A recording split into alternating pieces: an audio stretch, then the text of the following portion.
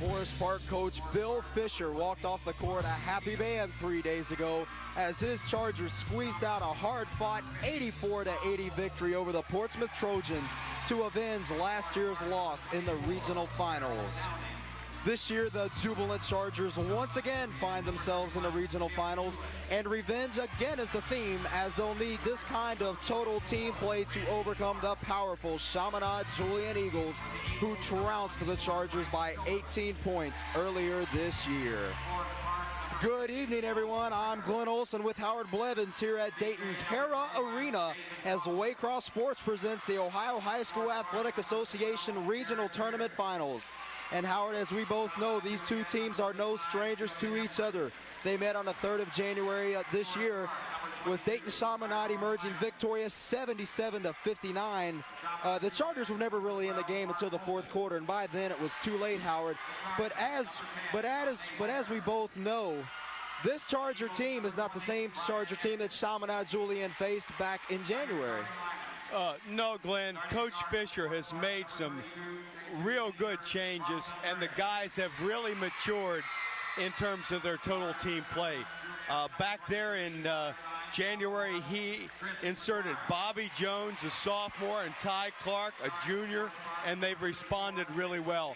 The last game against Portsmouth, Ty responded with 20 points, 11 rebounds, and 3 block shots, and provided that inside leadership that the Chargers need. They've got Carlton and Alex on the outside, no doubt.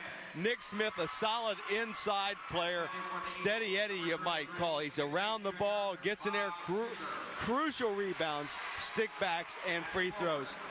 But as a result, they've moved on now. Bobby Jones filled that spot, and they've got 5 people that have really gelled into a formidable unit, and that's the unit they put on the floor tonight. One of the keys to this game, Howard, the Chaminade-Julienne Eagles found a way of, if you will, slow down Alex Davis. He had 21 points in our last meeting.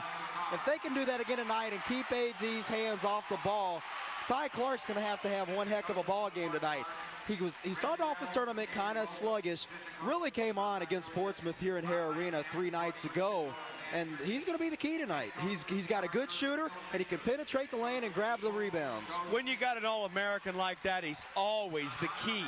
But if you can always defense a person or a scheme, but the other guys have to come into play. Let's take a moment for our national anthem.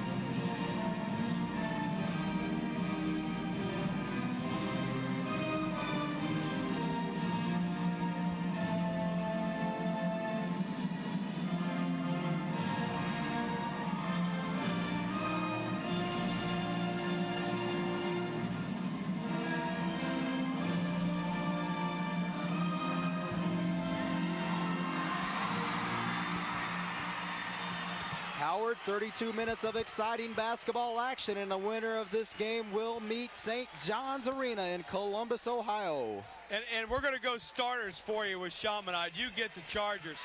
But we've got number 32, 6'5", senior, Dan Shans. Number 42, 6'4", senior, Al Sicard. Yeah, they're tall. Fisher, 33, Bob Fisher, 6'8". That's the 3 big guys. Jerry Ligon, 5'10", senior, number 11, and McGuire, that's Chris McGuire, 23-5'9". Alex Davis, first shot. Chargers draw first blood, 2-0. Both sides are fired up. Chaminade-Julienne has about half of this arena to themselves. The Chargers, with a good following on their own, they're getting better. Maybe if we make it upstate, the Charger fans will really come out in force. But we got this game to get through first. Chaminade working the ball around well. With the ball is number 23, Chris McGuire at the point.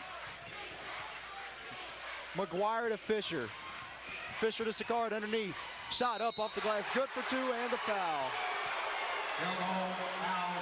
Al Sicard picks up the Eagles' first 2 points with over half a minute. We're tied at 2, and Sicard will go to the line. Al Sicard, 6'4", 205-pound senior. You can see all of him there battling for that ball, and he's about ready to step to the line with a chance for a three-point play. And he's been their big man almost every night. 27 points a couple weeks ago. Last week, 21 points. He's always up there. Alex Davis, always explosive when he handles the ball. Bobby Jones is going to drive the baseline. Shot goes over like a rainbow. Ty Clark gets a hand in on it, and we got a foul called. And Ty Clark had actually 2 quick jumps off the floor to get his hands on the ball. The second time he had position on the ball, and it resulted in a Chaminade foul. Ty has tremendous vertical leap, no doubt about it. Scones picks up his first foul. Ty Clark saved that one. Over to Bobby Jones up top. Carlton Gray out on the wings. Gray fakes inside to Nick Smith. Nick gets hammered by Sicard. Ty Clark with a rebound. Shot no good. Fisher can't hold on to it. But nonetheless, Jerry Ligon comes up with it. McGuire at the point once again, 6:55. It's 3-2 in favor of Chaminade. Intended for Sicard, stolen away by Ty Clark. Carlton Gray handles it. First turnover of the ball game. Jones to Davis. Davis drives just inside three-point land, misses his mark. Davis grabs a rebound, gets hammered by Fisher. Sicard down court to number 11, Ligon. Ligon, easy finger roll, 2 points for Jerry Ligon. Chaminade's up by 3, 5-2, 6:28 on the clock. Chargers got to get those points back, Howard. And Ligon's the other guy in Chaminade's scoring trio. You look for Sicard, Ligon, and Shans. They're all past 3-4 games. They're right in there. The other one you throw in there is Fisher. But Davis for 3. Yes, no good. Sir. Rebound by number 32, Shans.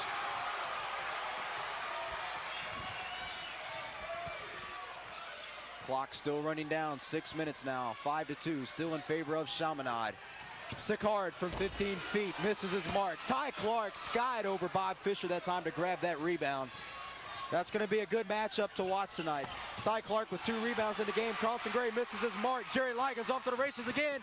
Bobby Jones gets away with a foul that time. Ty Clark with the rebound, comes up with it for the Chargers. Looks like Ty's going to have a great game tonight, Howard. Well, there was 3 players back for the Chargers that really hustled back on defense, and those 3 players helped avert that basket by the Eagles, and now we're back. Ty Clark in the lane. Yeah, he's in traffic. Bobby Jones, Sicard said, but Jones hangs on to it. This isn't off to Nick Smith. Smith with a jumper, good for 2. Chargers trail by 1, 5-4, about 5:13 on the clock.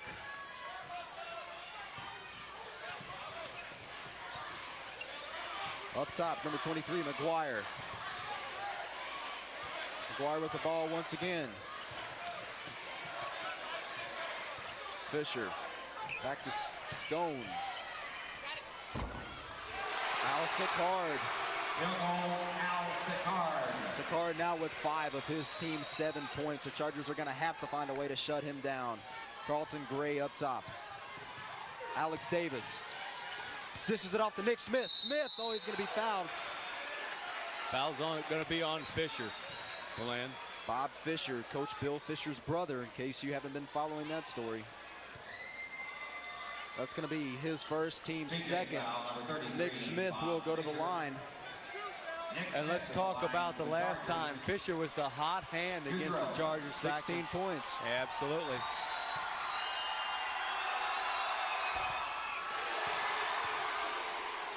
Nick misses that one. He's only shooting 44% from the line this year.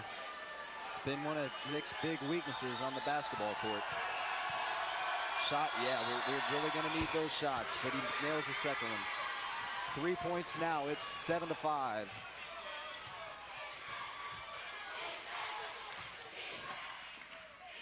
Chaminade working the ball around, trying to get through that Charger defense. Sicard in the paint, shot, nice moves, 2 points for Sicard, and boy is he hot tonight. Bobby Jones drives the baseline up, 2 points for BJ. Bobby gets his first 2 points of the night, 9-7 Chaminade. 4:04 on the clock now. Good position by Nick Smith. Great anticipation, came down with his foot on the line. But that's what you need to do if you're a Charger right now on the court. Better that than it's better he do that than not give his defense a chance to set up like he's allowed them to do here. McGuire calls out his offense from up top. Shot put up, no good. Sicard rebound, dunk on the rim. Replay coming up, you'll see Sicard take it. Stolen away by Chaminade. Charger defense got to be back there. Ty Clark from behind, dishes it off. There's Sicard again, 2 in a row for Sicard. 11 points, they jump out in front, 13-7. Chargers now trail by 6, and is the Chaminade defense pressuring Forest Park tonight, Howard. Yes, and it was kind of typical of the action the other night against Portsmouth. A couple of quick steals on defense and followed by slam dunks, and Sicard really stimulating the fans here as he comes out there with those dunks. And you're going to hear those fans as Coach Fisher calls a timeout. Coach Fisher can probably spot a weakness right now. His team is only down by 6. The Chargers aren't out of this ball game yet.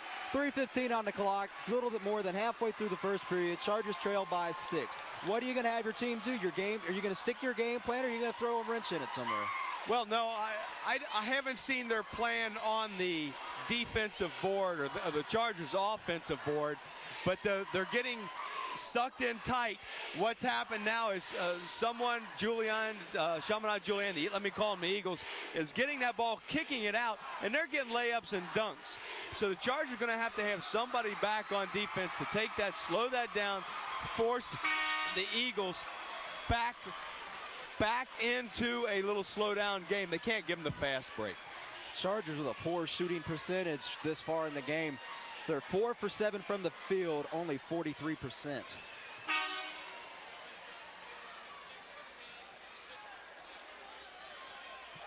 Thus far, Al Sicard has 11 of Chaminade's 13 points. Sicard looks to be in for a big night.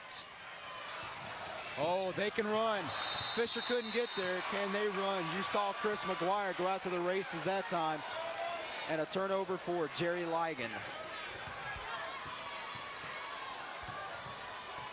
And that Charger full court pressure forced that turnover. Yeah, the Chargers press saved him against Springfield Northwestern and against Portsmouth. Davis' shot no good. Rebound by Fisher, and he didn't even have to move. Chargers got to be getting killed on the boards.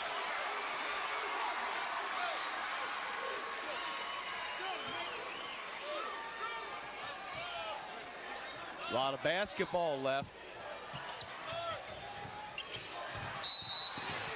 Got a foul called.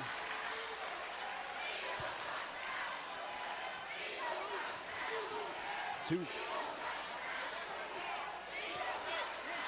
Forest Park foul, number 42, Nick Smith. Nick Smith picks up his first foul, team's first. Non-shooting foul, though. Sicard can get up there with the best of them. Ligon up top. Looking for someone to pass off to. Finds McGuire, and they will put their offense in motion. Chargers in a 2-3. Oh, Ligon inside three-point line. It's only good for 2. Thus far, Ligon and Al Sicard, the only 2 scores for Chaminade. 2:22 on the clock. Chargers got to come down and score some points here. Davis, jumper, no good. Davis is hitting the mark tonight, but his shots just won't fall. Oh, that's where that hot dog is going to get you in trouble. Chris McGuire trying to round the back pass to Sicard. Little off the mark that time. Sailed out of bounds. Charger ball.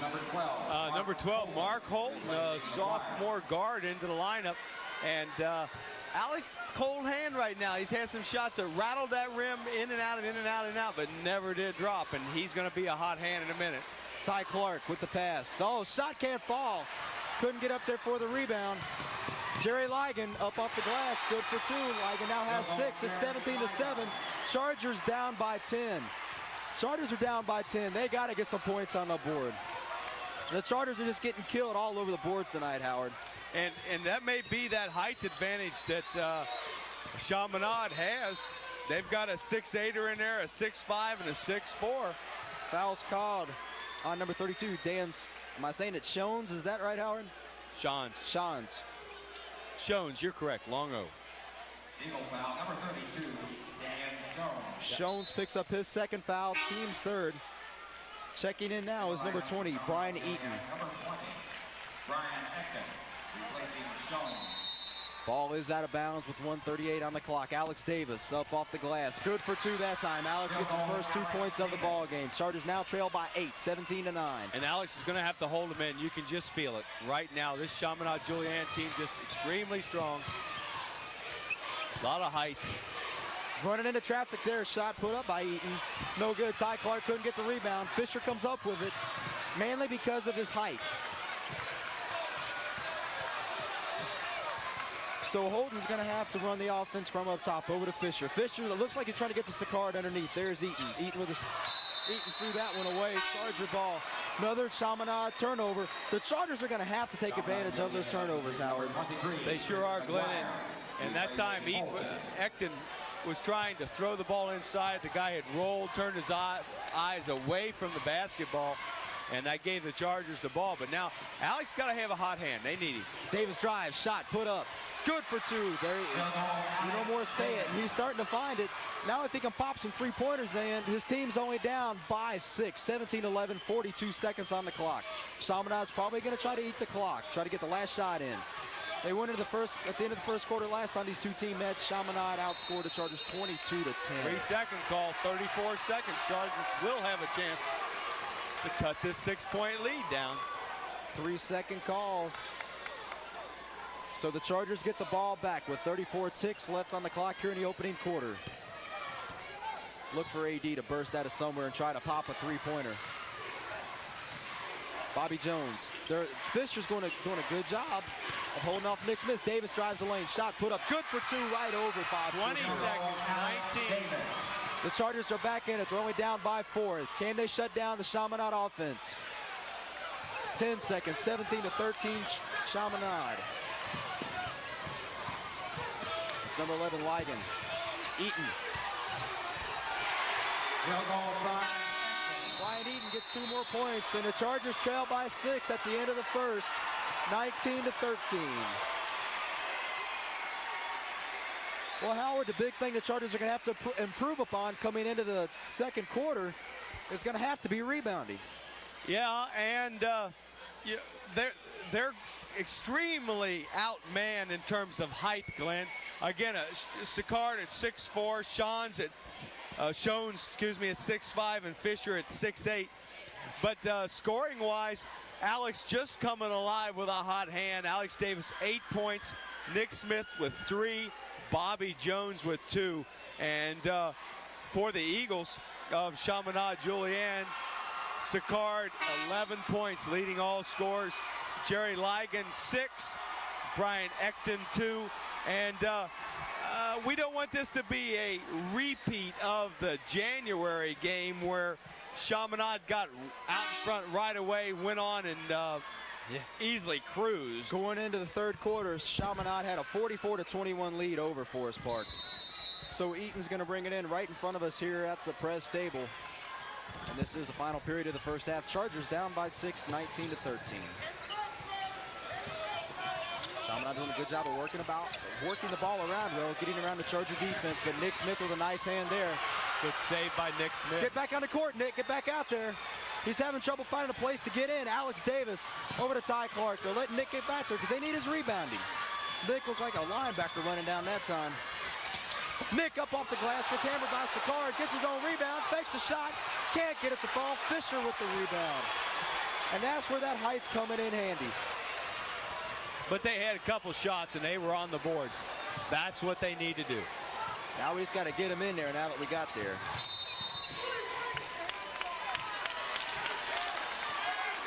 It's 19-13, 7:13 remaining here in the second quarter. Chaminade-Julienne foul, number 33, Bob Fisher. Bob Fisher picks up his second foul, team's fourth. Will be in the bonus as soon as the ball comes into play. On the next foul, Chargers will go to the line. Gray gets it off to Davis. Davis drives.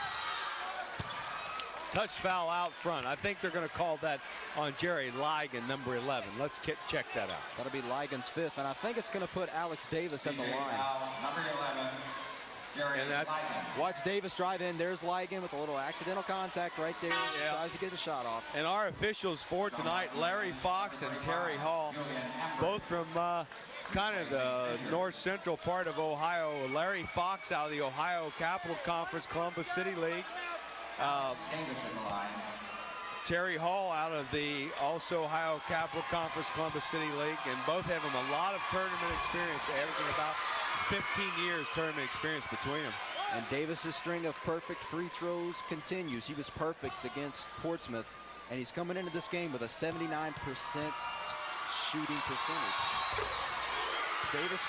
Davis 2 for 2. He now has 8 of his team's 15 points. It's 19-15. Chaminade just under 7 minutes. Charger press finally starting to come alive. That's McGuire with the ball. Takes it back up top in three-point land.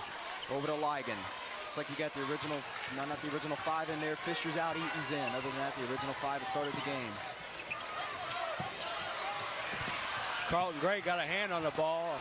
Oh, a mighty powerful dunk by Sakar. He now has 13. He can jump too. Boy, he went up, both feet set on the floor, way up above that rim. And Sakar is just killing the Chargers inside. He's 6 for 7 from the field. It looks like we got a foul caught on Ligon. That'll be his second. They're going to put Carlton Gray at the line this time. Carlton with a 6. Let's look at the foul here. And you saw that right before it came into the right of your screen. Little touch foul, and that's going to put Carlton Gray at the line with 6:25 remaining in the half. Eagles up on top by 6, and Carlton can't do it, but Ty Clark with a rebound. And Sakar stole that one right out of the hands of the Chargers, and he's dominating offensively and defensively. 13 of his team's 21 points, and the Chargers still trail by 6, 21-15. 6:05 on the clock. Nice steal by Carlton Gray. Gray up off the glass. Gray gets his first 2 points of the night. Chargers trail by 5.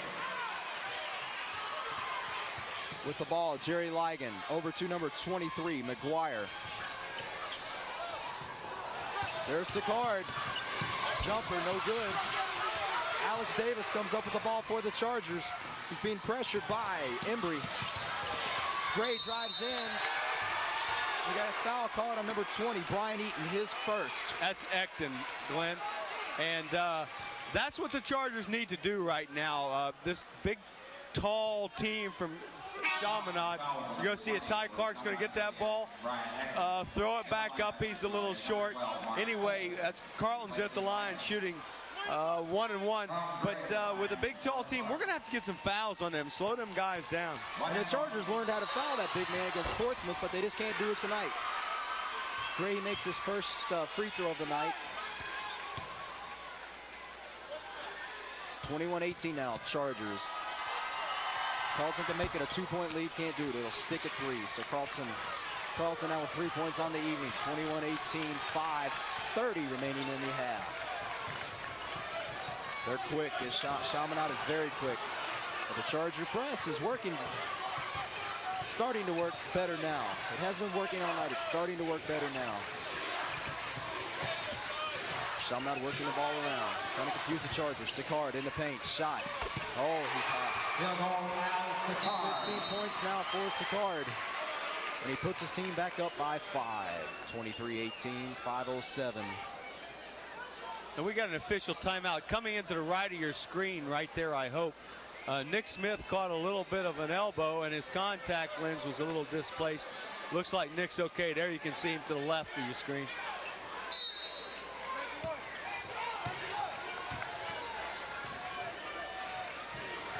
Alex Davis just inside three-point land. Back up top to Carlton Gray. Gray drives just inside 19-9. No good. Carlton's not that good of an outside shooter. And if they're going to continue to let him shoot that outside shot, they're going to have to give him some help on the rebounds.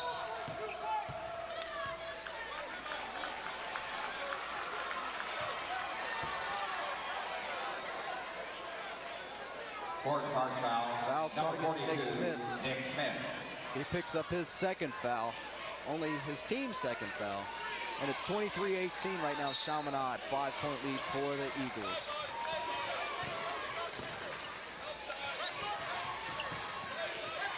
Chaminade is doing a good job of working the ball around, catching the Charger defense. Just when you least expect it, pow, there goes the shot. Nice rebound by Ty Clark. That's a change for the better. Ty Clark with 5 of the Charger rebounds. Shot put up by Nick Smith, no good. Clark couldn't hang on to that one, and Sicard pulls it down.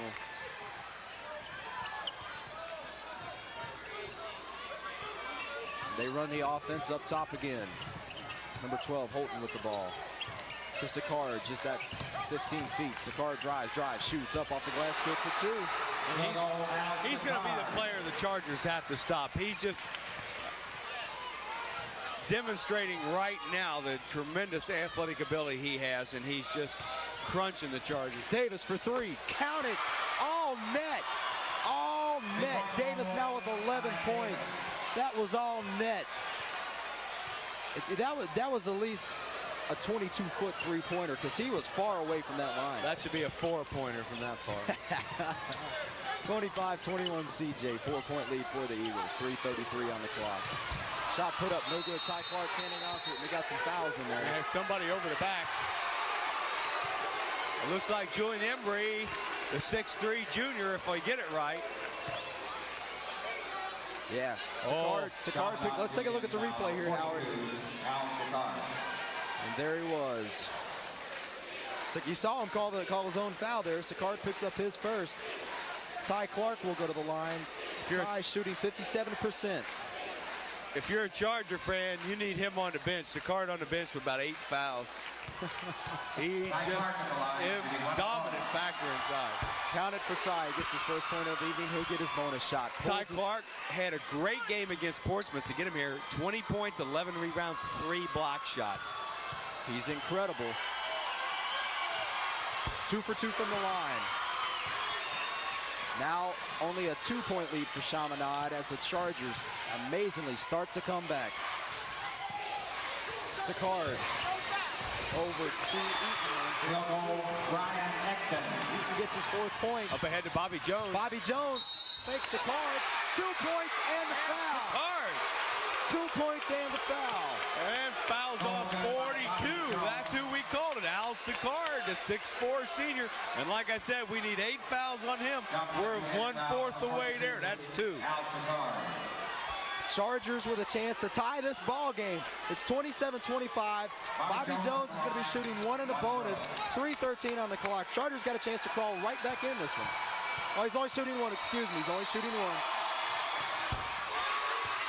Bobby swishes it. With 3:13 left to play in a half, we got a 1-point ball game. That's the closest it's been since the Chargers took an early 2-0 lead, and Chaminade hasn't looked back. Looks like we're going to get a foul called on AD.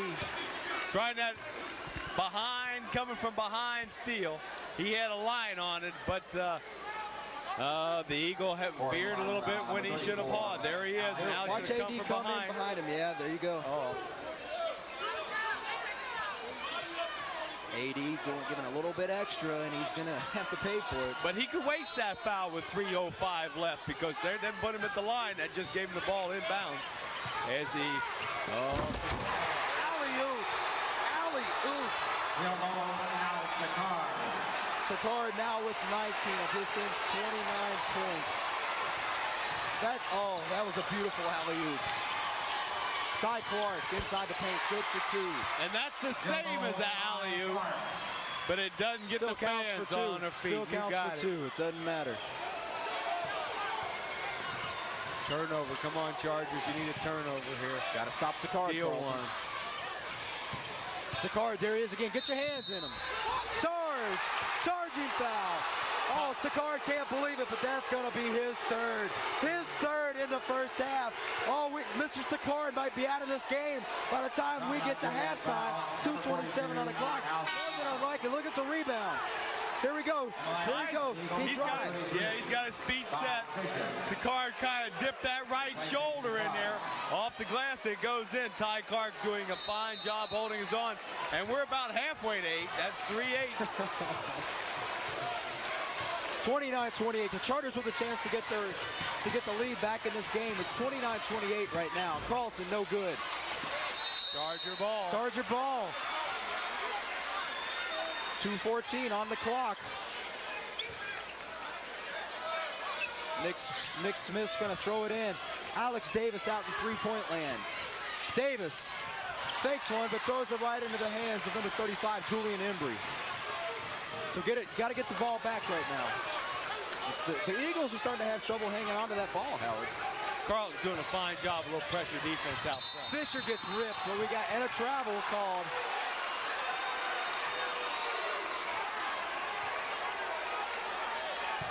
So Fisher with a call. So let's take a look at the replay. Ty Clark and Carlton Gray in his face. He was trying to get it off. It looked like he was going to throw it away, but he got caught on a travel instead. So Nick Smith will bring it in right in front of his own team's bench. Turnovers, you can see them right there, ladies and gentlemen. Key factor. Alex Davis, a key factor, puts the Chargers ahead with 1:41 to play in the half. Chargers getting their second lead of the game. And their first one came at the opening buzzer. Alex Davis now with 13 points, and he's starting to come alive. Charger fans calling for defense. Chaminade working the ball around. 1:22 on the clock. Chargers with a 1-point lead.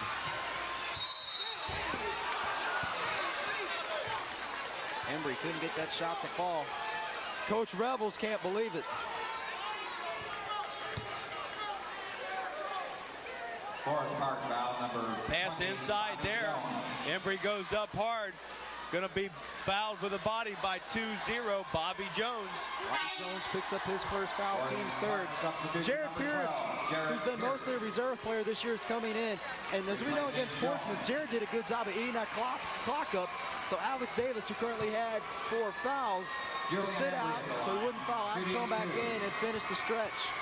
Yeah.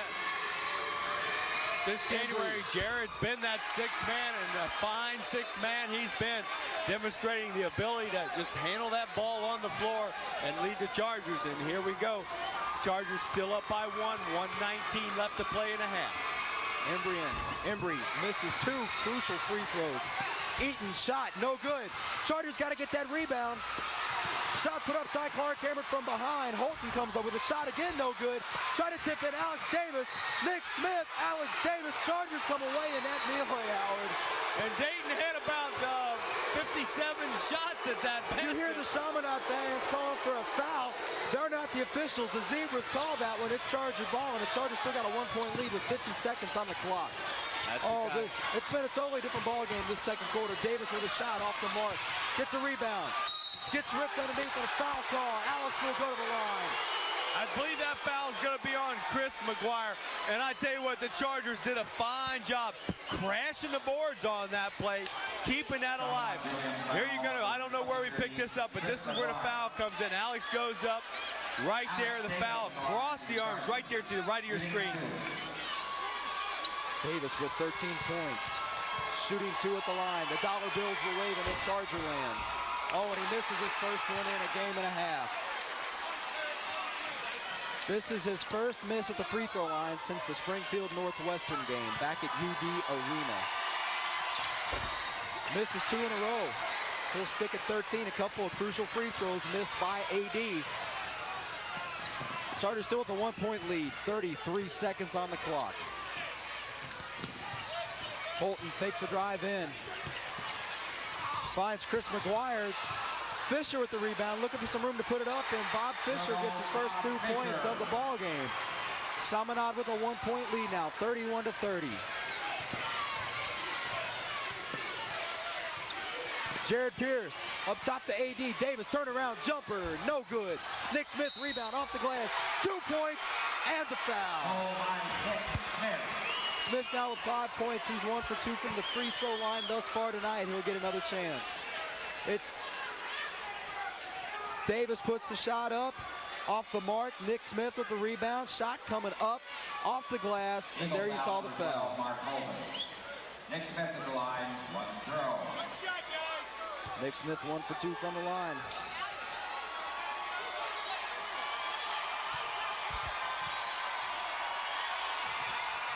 Oh, and he misses another one. And a foul on Alex Davis. Alex is going to be called for over the back. That'll be his second foul. Team's 5th. Chaminade's in the bonus now. And that showed you Alex's jumping ability as he went high off of that second spot on the 3-second zone. Over top, almost Fisher, but now Fisher's going to be at the line shooting 1-on-1, 6 seconds. Chance to put the Chaminade, tie him up and then put him ahead. Fisher with a chance, as you said, Howard, to put his team up. Misses his first one. Ty Clark with a mighty rebound. 3, 2, 1. And the Chargers take a halftime lead into the locker room.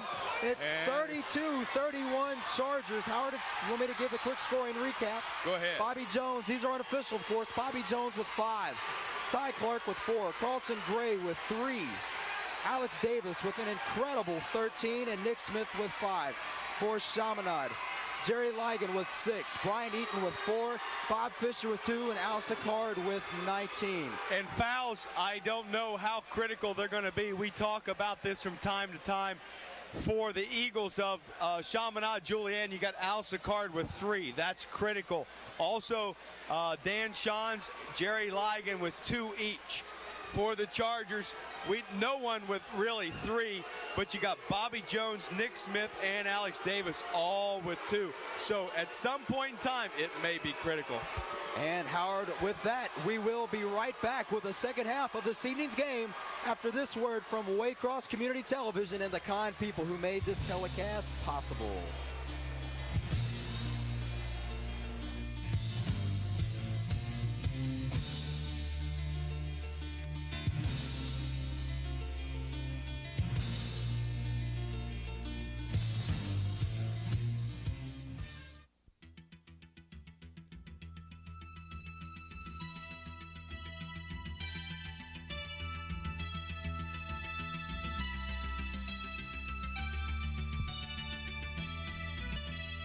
Waycross Community Television. Without the community, we'd just be TV.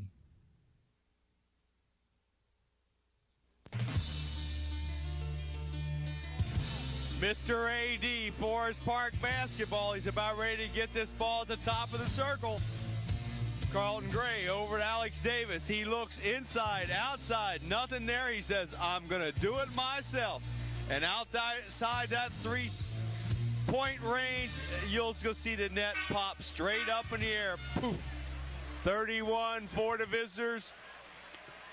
32 for the home team. That's the Chargers, 32. Now, right, we got some scoring for you again. Recap them.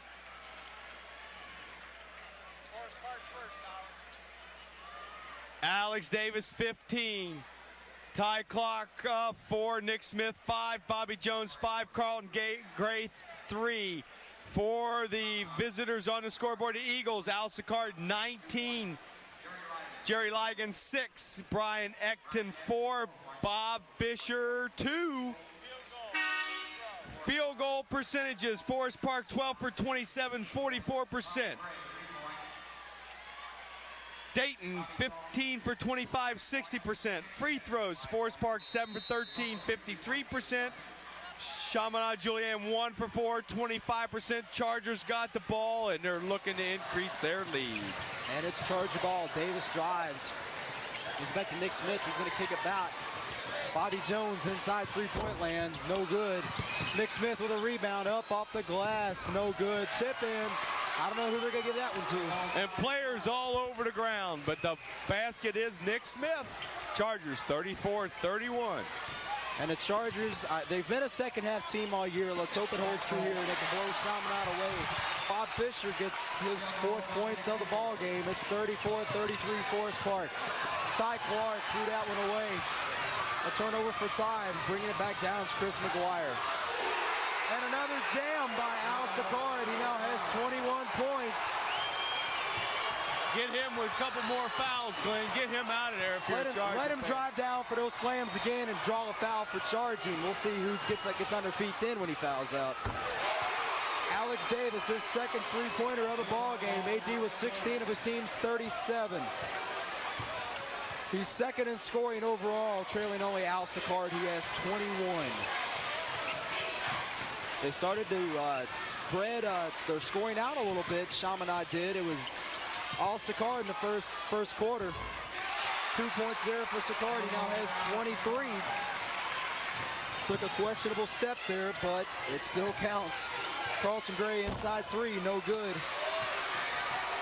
And Gray just hasn't been able. Gray just hasn't been able to hit an outside shot. Not today. Now the other day he was critical. He made everything. He came alive.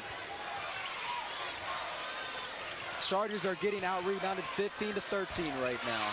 Ty Clark with another one there, so that'll make it 15-14. 37 all, 6:01. Davis with an off-balance shot is good for 2. The Chargers offense seems to be centered a lot around Alex Davis. He was cold in the first quarter, but he started to come alive. Chargers nursing a 2-point lead right now. Fisher in traffic. Wow, he walked. Could have walked to China on that one, buddy. And Nick Smith and Ty Clark did a fine job keeping their hands up, holding their ground, and not reaching in for a foul. Here we see it. There's Fisher. Takes his extra step right there. And there you see the official. Bobby Jones drives in the paint. He gets hammered. No, he got blocked by Fisher. So it will be Chaminade ball again. And there's number 23, McGuire, all by his lonesome.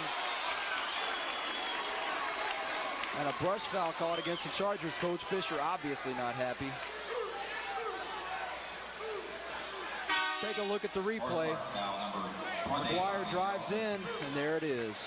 And that's 3 on Bobby.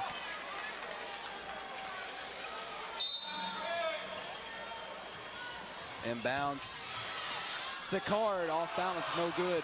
Eaton rebound, good for 2. Field goal, Ryan Acton. Excuse me, that's Acton. Acton's 6'1", but jumping like a big guy. Gray, no good. But it bounces off the back wire. 5 points now for Gray. 39-41, Chargers with a 2-point lead. Sicard, turnaround, shot, no good. Ty Clark with a hand, pulls the ball down. Alex Davis over to Carlton Gray. Gray drives, Nick Smith, outside shot, no good. Struggle for control, Ty Clark comes over with it, feeds to Davis. Davis fakes a 3-pointer over to Nick Smith, back to AD. Call for Carlton Gray to come up and they'll start the offense. Alex Davis out on the wing, drives, he's in the paint, shot up off the glass, good for 2. 2 points and a foul. No call yet. We're going to get a good basket, I hope, if you're a Charger fan. Replay. Alex comes in. Lays it up left-handed. No basket. No basket. Coaches didn't like that. No basket. 3 on outs. Yes, that's that was 3. a crucial basket. So the Chargers got to get this one back. AD with 3 fouls. He had 4 against Portsmouth. 4:13 on the clock. Chargers leading by 2. And this is what championship games are made of. Nobody blowing anybody out. Great comeback effort by the Chargers. Alex Davis comes up with it. Chaminade fans don't like it, but once again, they're not the Zebras. Chaminade ball. Oh, I'd like to see the replay on that one. That looked like the last person to touch it was from Chaminade.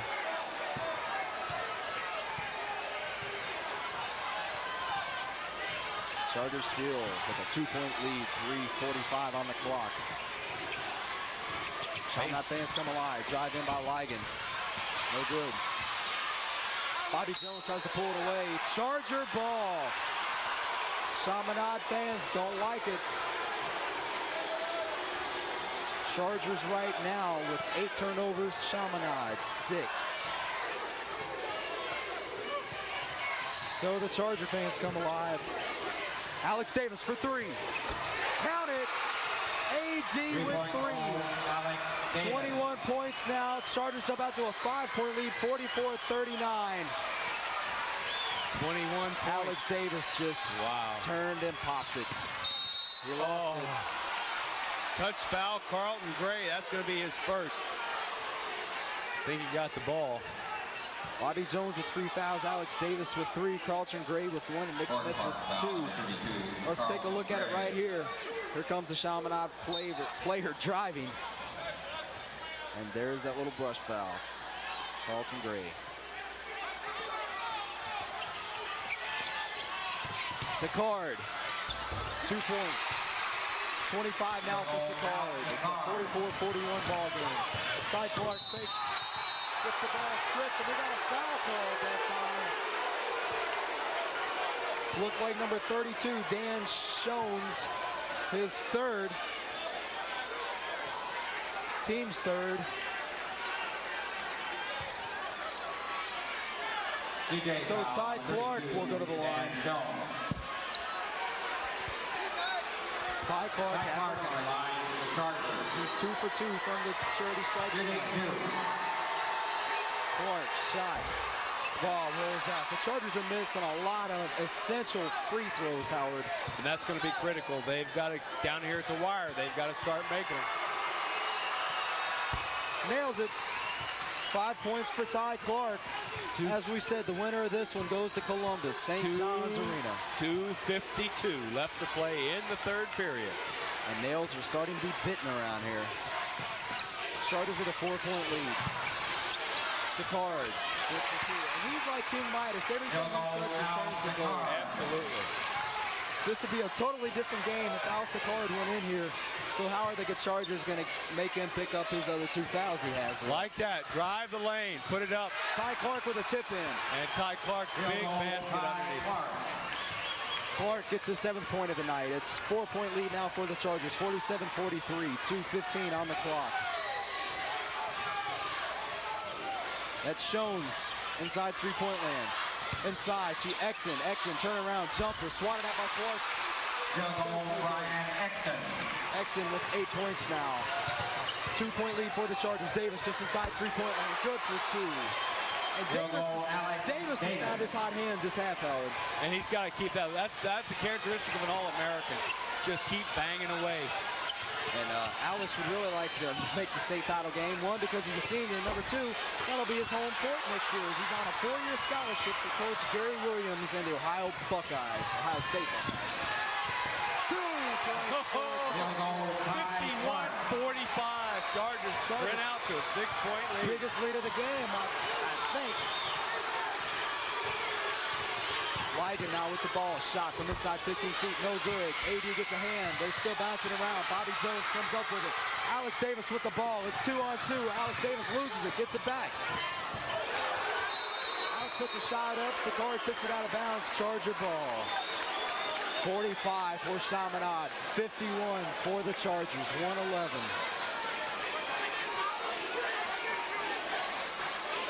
Nick Smith. Out in the corner to Bobby Jones, to Alex Davis. Carlton Gray is all 3. Davis drives inside 3-point land. No good. Rebound Sicard. Chargers still holding on to that 6-point lead. Unable to capitalize on that offensive drive. 51-45. 50 seconds on the clock. Shot put up, no good. Bobby Jones with a rebound. Bobby Jones has come alive this half. Carlton Gray over to Ty Clark. 2 points. Good pass, Carlton Gray. What a pass. Carlton took that ball, took it in 8 foot, had a jumper, saw Ty Clark loose underneath and gave him a little bunny. 53-45, 8-point lead for Forest Park. 25 seconds on the clock. Sicard in traffic. Got a foul. Nick Smith his third. Forest Park foul number 42, Nick Al Sicard Smith. at the line. In the line Here you see it. Sicard's going to go up. Springer. And there's the foul on Nick Smith. He touched his arm there as he's going up for the shot. Replacing Smith and Davis. Sicard now with 27 Al points. Sicard is the line for the Eagles. The chance to make it 28.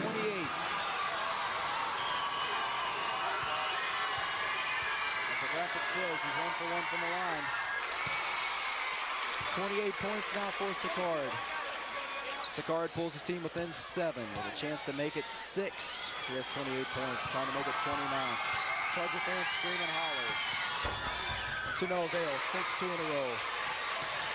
29 points for Al Sicard. And Howard, on my scoring pad, I'm starting to run out of room. There's only one other person on the opposing team that's done that to me this year, and that's Trent McCracken from Springfield Northwestern. Clock's under 10, 9, 8, 7, 6, 5. 2 seconds as that ball's thrown out of bounds. Chargers are going to walk into the fourth quarter with a 6-point lead, 53-47. Well, they better back up and make him shoot something from half court. There it is, right there. That's short.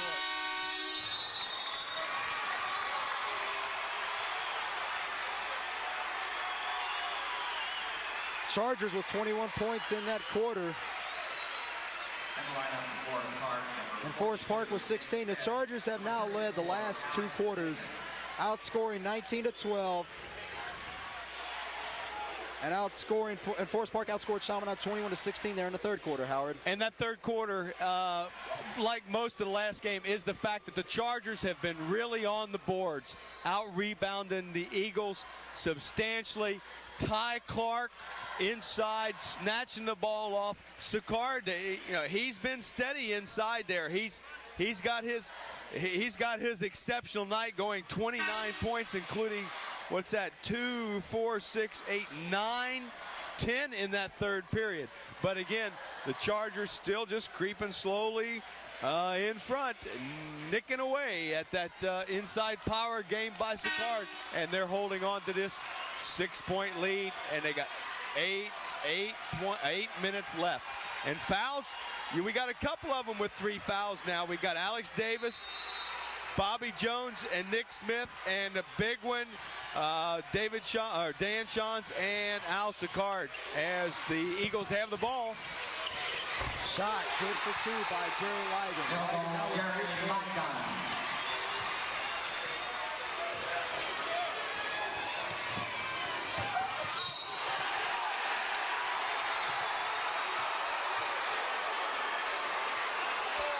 Alex Davis picks up his 4th foul, and Al Sicard was happy. Sicard has 3, AD has 4. Let's take a look at the replay. Give it a call, Howard. Well, that's controversial, but anyway, the way it stands, as it stands, and he stays in the game. Alex has 4, and he's going to be in the game. 7:35 left to play. I don't know. I can't. It's a double-edged knife when you look at it. If you take him out, you're going to lose one of your hottest scores. If you leave him in, you're going to lose him in a stretch when you might need him. Oh, 2 points for Chris McGuire, his first game of the night. And Chaminade with an emotional advantage right now. Timeout Chargers. 53-51, a 2-point Charger lead. And the Charger fans rally behind their team.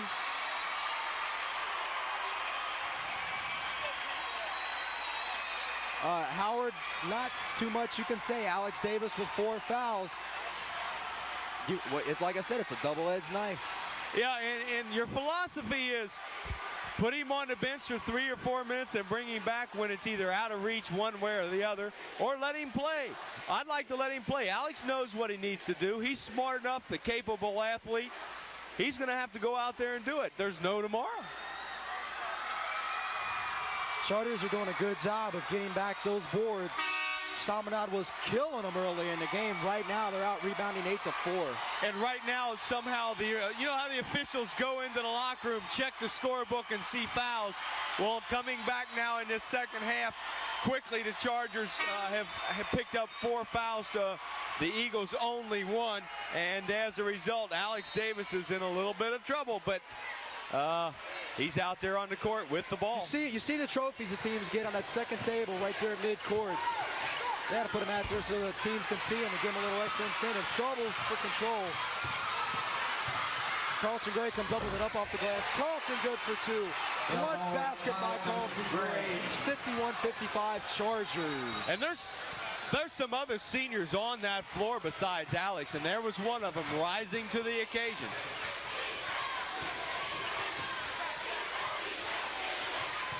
Chaminade with the ball now. Chris McGuire dishes it off. Schones gets his first 2 points. A 2-point ball game once again. The Chargers slow it down. They'll run their offense. Pressed by the Eagles. Back and forth between Gray and Davis. They're trying to eat the clock. Gray back to Davis with 2 guys around him. Out to Bobby Jones.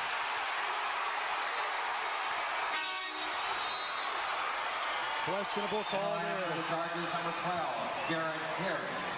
And Jared Pierce comes in for Alex Davis. Coach Fisher realizes this game's not going to be a blowout. It's going to go right down the wire, and he's going to bring AD back in for that clutch shooting. And they're going to try to eat the clock up. We got 6:08 right now, and Jared did a heck of a job of eating 3 points off that clock against Portsmouth. Oh, nice pass. Exton, good for 2. We're tied again. It's 55 all. 5:55 on the clock. Jared Pierce back and forth between Carlton Gray. Jared goes away. Bad pass. Turnover for Jared Pierce, and that's the break that the Eagles were looking for. Timeout, Forest Park. Sophomore-itis. It happens, and you know, this is probably the biggest crowd he's played before. A lot of green and blue behind us sitting there screaming and hollering. Hey, we got a lot of basketball left. Chargers have to just regroup a little bit. They've got their leading scorer on the bench with 4 fouls, 25 points. And the trouble that we've seen with Alex on the bench is there's no leadership on the floor for the offense. Defensively, they're okay. Jared's done a nice job handling the ball, getting the ball into the forecourt, and then it takes somebody to set up the play and get a good shot. But right now, the Chargers have to calm down, take it nice and easy. Alex is back in the ball game. They got their floor leader. Now they got to play defense. It's just an even ball game, 0-0. Schoen set to inbound. Chaminade with the ball. It's tie ball game. 55 all. 5:45 on the clock. Chaminade fans come alive. Charger fans trying to, but not doing very well. Shot by Ligon, no good. Ty Clark with a rebound. Clutch rebounding by Ty Clark. Ty Clark has 6 rebounds. He's starting to kill Chaminade. Carlton Gray with a beautiful shot there. Gets his 9th point. 2-point lead for the Chargers, 57-55. Ty Clark with 12 rebounds altogether in this game. That's the key factor. I said from the onset, Ty has to have a good game. 12 rebounds, 11 points, and just taking up a lot of room in the paint. Sicard, good for 2.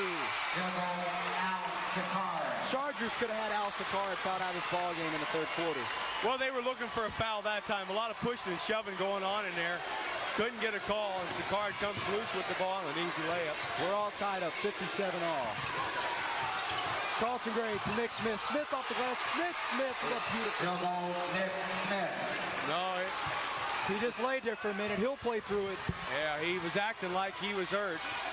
Trying to get that foul, win an Oscar.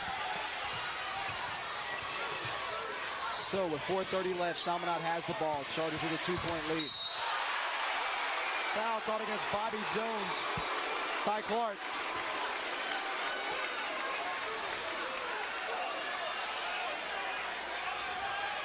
Forest Park foul number 30, Ty Clark. Looks like Ty Clark coming over there with his right arm. Gets him with his chest. That's a body foul. Brian Exton with 10 points in the game, making his first appearance at the line. Trying to make it 11. And he does it. Clutch free throw shooting.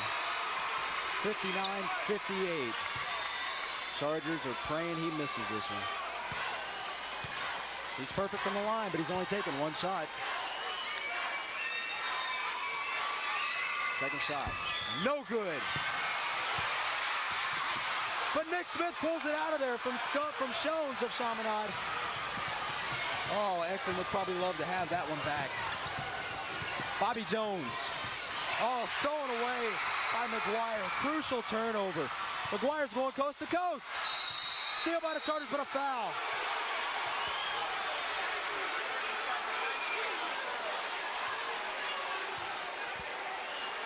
Didn't see who they called that foul on, Howard. I believe it was on Chris McGuire. He's the guy that made the steal. Now, he's going to lose the ball inside right here. Then as soon as the Forest Park defender gets the ball, he reaches in with his left hand, picks up that foul. But he made a nice play down here, anticipating that pass, and came up with a steal.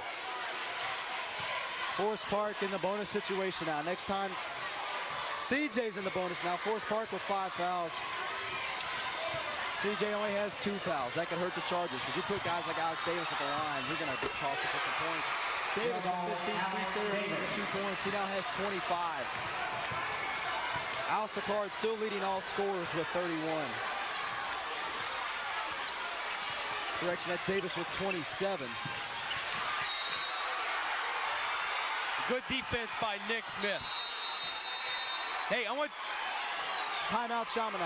Nick Smith, real good job that time inside by Sicard. Really fronting him, coming around, lost the ball. Let me tell you about Nick. Nick last night just was voted by the high school, Greater Cincinnati High School chapter of the College Football Hall of Fame as National Football Federation as being "That's My Boy" kind of award. Hey, that puts him in great company. But other awards for Nick. You know, Nick's going to Notre Dame on a football scholarship. And I read where he's going to be a special teams player, backup linebacker. But, you know, his impressive yeah, you're going to see Carlton dump it off inside. That's going to be Nick getting the ball. That's the guy we're talking about. But his other merits, Parade Magazine All-American team, Campbell Soup All-American team, first team all cross country. And in his interview, gives the credit to everybody else. What a fine young man. Turnovers are even at 9-9. The team with the least mistakes will win this game, Howard. Down the road, it usually works that way. Alex Davis with the ball. They're trying to get Alex to foul. That's exactly what Chaminade's doing. He'll be running into 2 people all night. 3-pointer misses. They would got to get back on defense. They got one open. Now they get back and Chargers with a 3-point lead, 61-58. Wire pulls it back. That's a foul on Nick Smith. That'll be his 4th. I have his 4. That's correct. He can't go for the ball like that when he's out of position. He's just got to hold his ground and be a little patient. Let's take a look at this replay. There's Nick to the right of your screen, a high pass inside. He's going to go after it with his left hand, trying to get through. Little bit on a not good enough position to get that ball. Sicard 3 for 4 tonight from the line. He has 31 points. Needs to miss this one. Unless you're a Chaminade fan, and he does. Good job, Howard. I'm trying. 3-point lead for the Chargers. Chargers dominating. Oh, bad pass by Nick Smith. Turnover. That one, no. That was tipped by Sicard. He had Ty Clark wide open on the baseline, tried to get it, but that fine jumping ability of Sicard tipped that ball out of bounds. It's 61-58. Chargers, 2:57 on the clock. They're going to eat time. Get a good shot. Give Alex a 3-pointer. Carlton Gray's going to drive. Shot. Good for 2. Senior taking it to the hole. And once again, the 3 leading scorers, Ty Clark, Carlton Gray, and Alex Davis for Forest Park. 58-63. Chargers out in front by 5. They got to deny the Eagles on offense. And Chaminade, real power in Dayton. It's kind of hard to deny a team like that on offense. They're tough. Jones, no good. Ty Clark, or Bobby Jones rebound. Bobby Jones has done his share of the work on the boards tonight. He has 3 rebounds this half. Even though the Chargers are up, it's like tennis. You would feel it's Chaminade's. Davis from 3, no good. Rebound Jones. Bobby Jones, his 5th. He's gone. Bobby Jones, see you later. His 5th. Forest Park foul, number You're going to see 20. this from your right of your screen. Jones. You're going to see Bobby hammer this guy. I'm joking. Right there, carries it over, 2 hands on the ball. Official calls the contact. I don't know. Unfortunately, Bobby I had gonna Bobby sit having down. 5 fouls, but I guess I made an error. Oh, I somewhere. hope He's you only got made an error. 4. I hope you made an error. This is Stone's first trip to the line. He only has 2 points tonight, and this is a clutch free throw there. Ty Clark was in the lane too soon. He'll get another one. Shones, that is.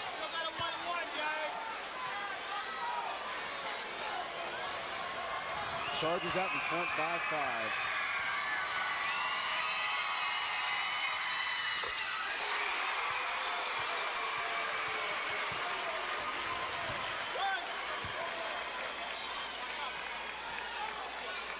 It's 63-59 right now. 6'5" Jones senior with at the line. Jones with a chance to cut that lead to 3, and he doesn't. Couple of clutch free throws by Jones. Run the clock down. Spread them out. Alex Davis and Bobby Jones both with 4 fouls. Nick Smith with 4 also. No clock, a 3-point lead. Come on, Chargers. Under Run 2 it down. minutes. Under 2 minutes. It'd be the winner of this one. Run the offense. The loser of this one will have nothing to be ashamed about. This one's going to go right down to the wire. Maybe a 3-point shot, maybe a free throw in overtime, like against Cole Rain. Get a layup. Run it down under a minute. Come on, Chargers. Dribble. Turnover. Oh.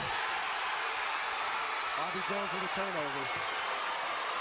Costly turnover. Got to get it back, Chargers. Got to get it back. Run it down and then get a shot. Chargers Not throw away. Yeah. Chargers with 11 turnovers. Chaminade with 9. 125. Chargers with a 3-point lead. Sicard. Easy 2. Timeout. Julienne. Chaminade. Well, Coach Blevins. Yeah. A minute 20 seconds left. Your team's in front by 1. What are you going to do? Pray. If there's an almighty anybody, boy, you're going to ask for his help.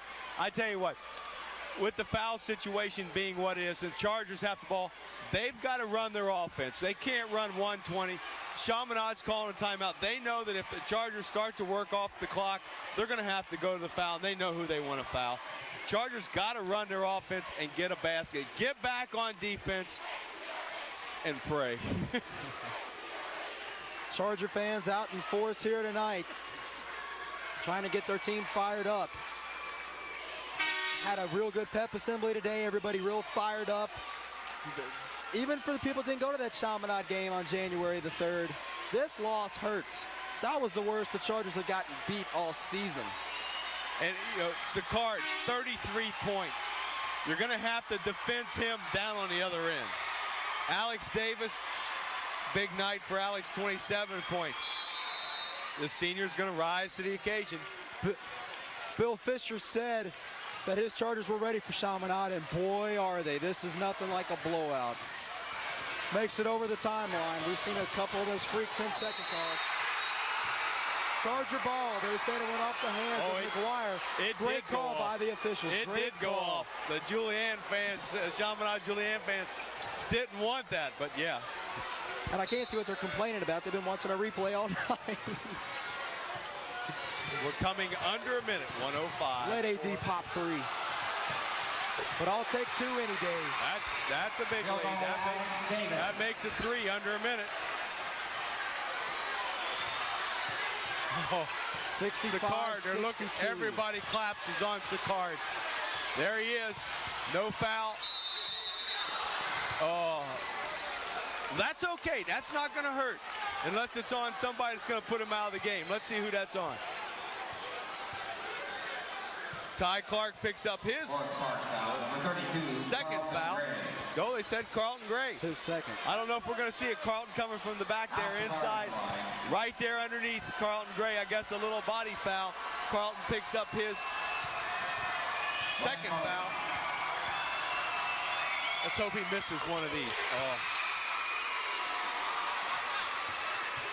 45 seconds, 65 to 63. It's a real nail biter. Not over till you go over, man. This one might go into overtime, and the Chargers went to double overtime in this same game against Portsmouth. Since both of them, 35 points for Sakari. Pulls his team within one. Let AD shoot three. AD's going to be in traffic, I guarantee you. Costly turnover. Costly turnover with 37 seconds left. They're going to eat the clock away and give it to Sakari.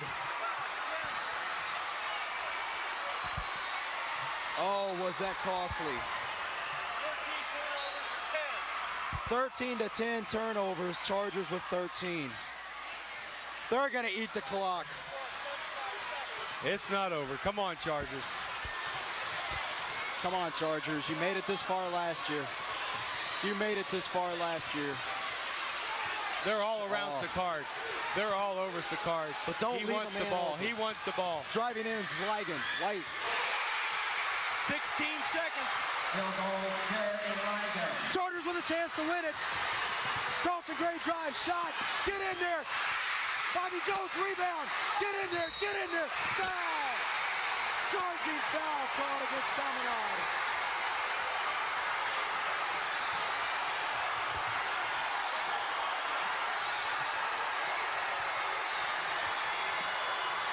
Well, the Chargers had plenty of time. They came down the court, had 2 shots at that. I didn't see it. Maybe you saw it. But anyway, a charging foul on Bobby Jones. That's going to send Bobby Jones to the bench with 5 fouls. And that's going to give the ball back to Dayton Chaminade-Julienne. 4 seconds remaining. They're up 1 point. It looks 66, like, 65. yeah, looks like Charger fans are in trouble.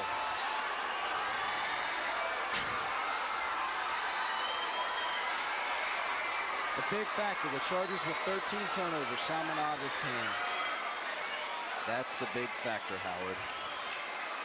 4 seconds, Chaminade ball. Well, you know, two evenly matched teams. And a lot of people thought that Dayton Chaminade-Julienne is the team in Division II to beat. Just like last year with the Chargers, with Portsmouth defeating the Chargers in this game, going on to become the state championship team.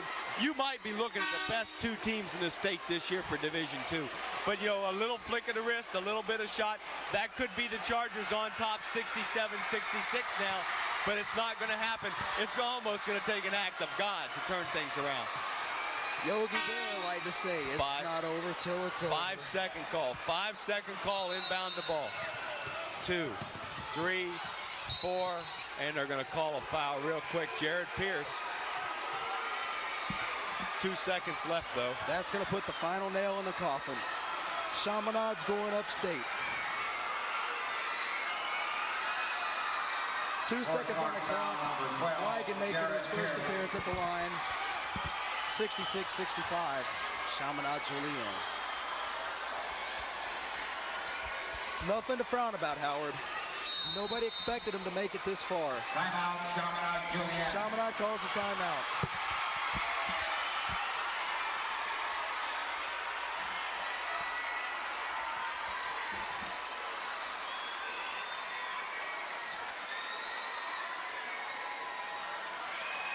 The Chargers out-rebounded Chaminade, but the turnovers killed them. Turnovers were the factor. And some critical fouls. Alex Davis, Nick Smith with 4. Carlton Gray with a pair. Bobby Jones fouled out of the game now. Nobody. Sakari was in trouble at halftime, and the Chargers couldn't do anything with him. He has 35 points. Ligon at the line.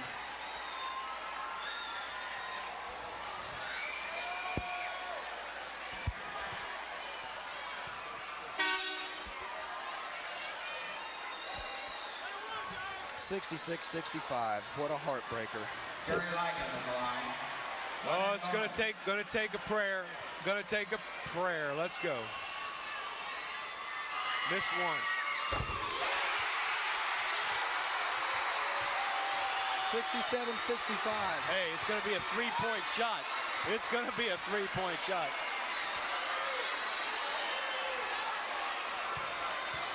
Three-point shot. Three-point shot.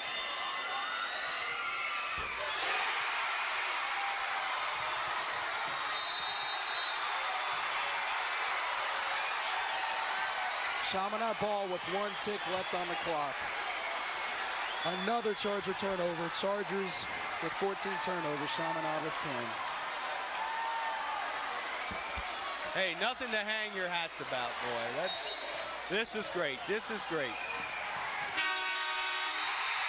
And Chaminade-Julienne will visit St. John's Arena in Columbus, Ohio. It's 68-65. I said it'd go down to the wire, and boy, did it ever. Hey, our stars of the game, we can name some individual players, but I tell you what, the guy that weathered this through from the start to the end, Coach Fisher. And absolutely. And hey, he can't, it's always difficult when you have to leave with somebody down, but when you got two teams on the floor that are equal, I mean 68-65, close all the way, it's too bad somebody has to go home on the short of the stick. And I'd like to say Coach Fisher deserves our star of the game, and I'd like to have a few words with him a little bit later. But let's see if we can get some recap the scoring here just for a moment. I tell you what, I'll do Forest Park, Glenn. Hey, Mr. AD, Mr. Money, and I tell you what, really hate to see this fine young man leave. Going on to bigger and better things, and we're going to catch him a long way. Alex Davis, now a Buckeye, 29 points. Carlton Gray, another senior, fantastic athletic seasons for the Chargers. Going to UCLA, playing football and basketball.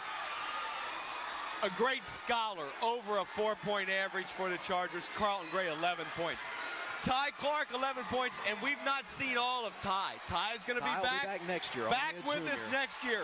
Bigger, stronger, experienced, and having observed the tradition that the Chargers prior to him have now set. Nick Smith with 9, another senior. Talked about Nick going on to Notre Dame. Bobby Jones, 5. We'll get back with some of the others, but we'll be back with the stars of our game right after this word from Waycross Community Television. And thanks, everybody. Join us in a great season. Hope you stay with us here in just a minute.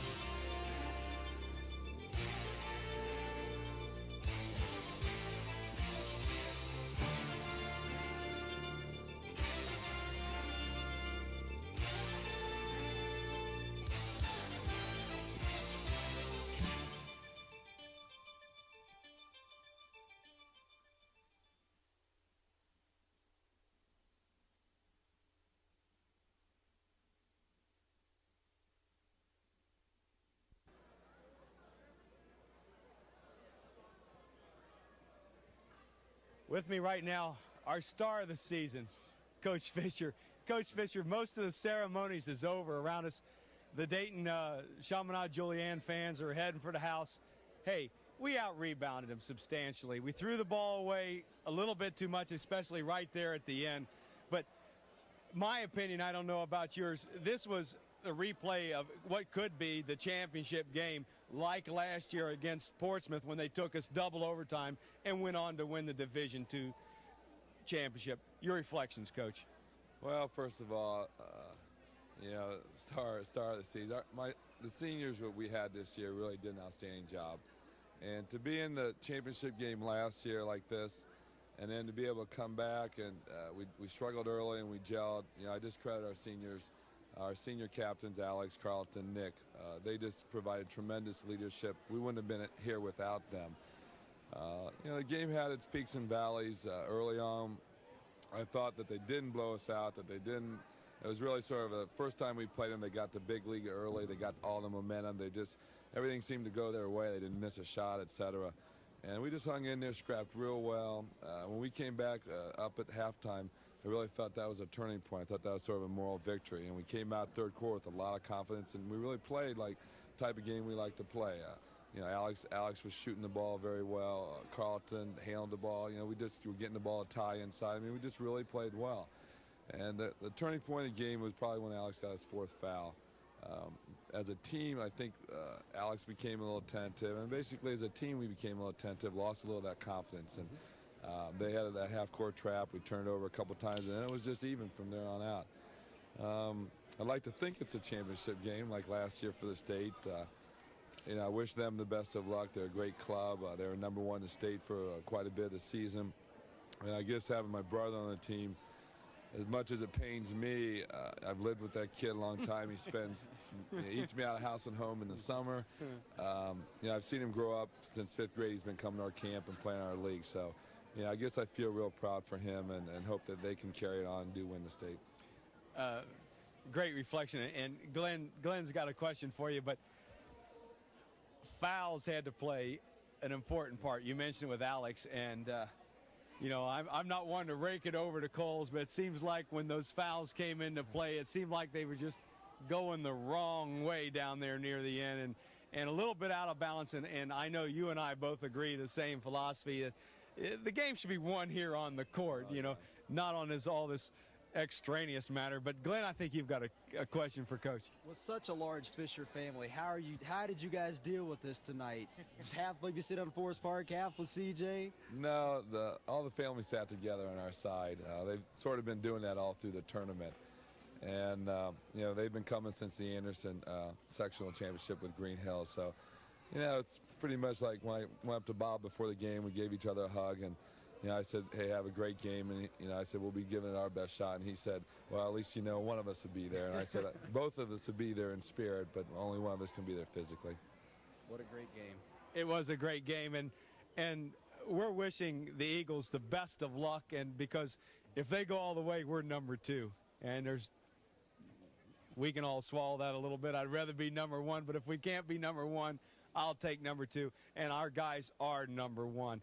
An excellent season. Seniors, Alex Davis, Nick Smith, Carlton Gray. Hey, we got some young guys, Bobby Jones, Ty Clark, and a bunch of others down there through that 11, 10, 9, 8, even down in that 7th grade range. They've just got to do what we did last year. It's tough to take, and you get over it. Time's the only thing that heals a wound like that, but they've got to use it as motivation. And just like this year's group, just put in a great off season. The kids coming back got to do the same thing, and hopefully we'll be back here again next year. And a couple times we've mentioned motivation and tradition, and that tradition is they've been here. They know what it takes to be here, and some of those young guys, they're going to rise to the occasion. Coach, good luck. Great season. Well, thank you. Wish you the best of luck. Thank you. In everything you do. I see you out there running them laps every day outside. Good luck on that. We all do. Hey, thank you for joining us on behalf of the fine Waycross crew. Howard Blevins, Glenn Olson, Coach Fisher here in the middle. Some other fine people, Dean Zimmerman, Debbie Zimmerman. We even got a ringer in there, Jeff Friesen tonight. The other fine crew on the credits from Waycross bid you all a good season. Hope to catch you again sometime.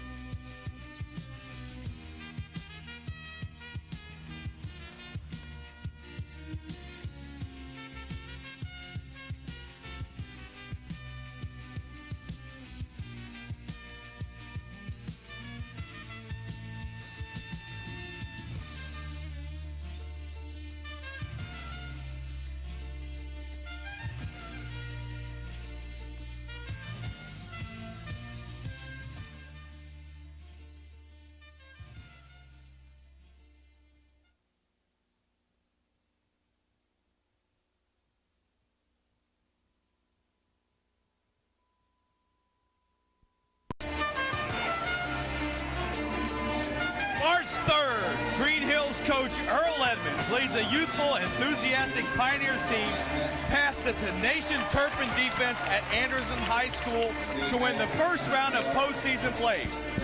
And with the cheers of the Greenhills fans still ringing in their ears, they turn their sights towards Dayton and the new E.J. Nutter Center at Wright State University.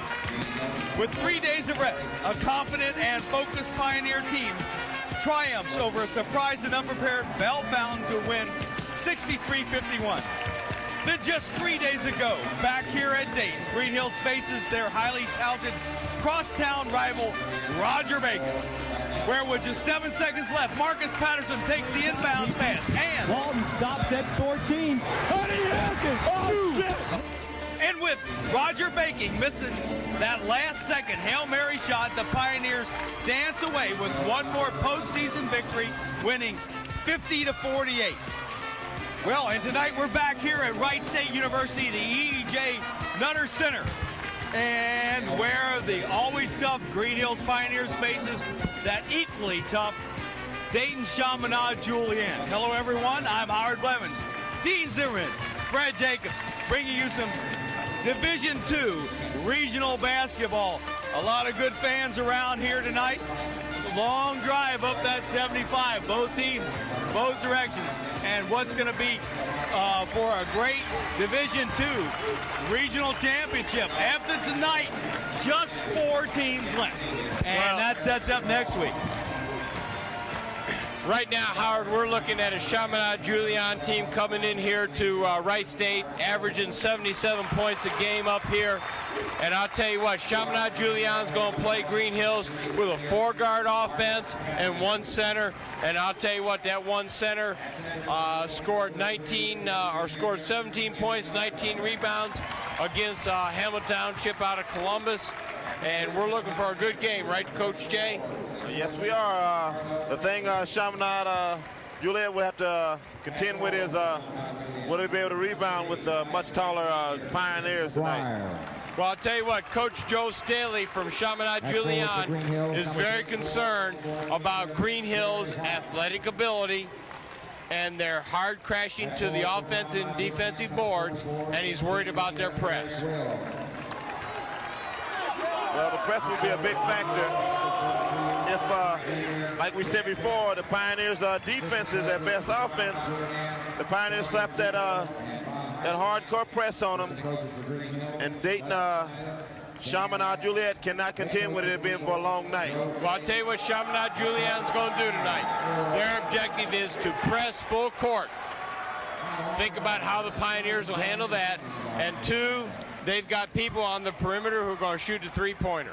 Well, let's turn our attention to our public address announcer and our national anthem.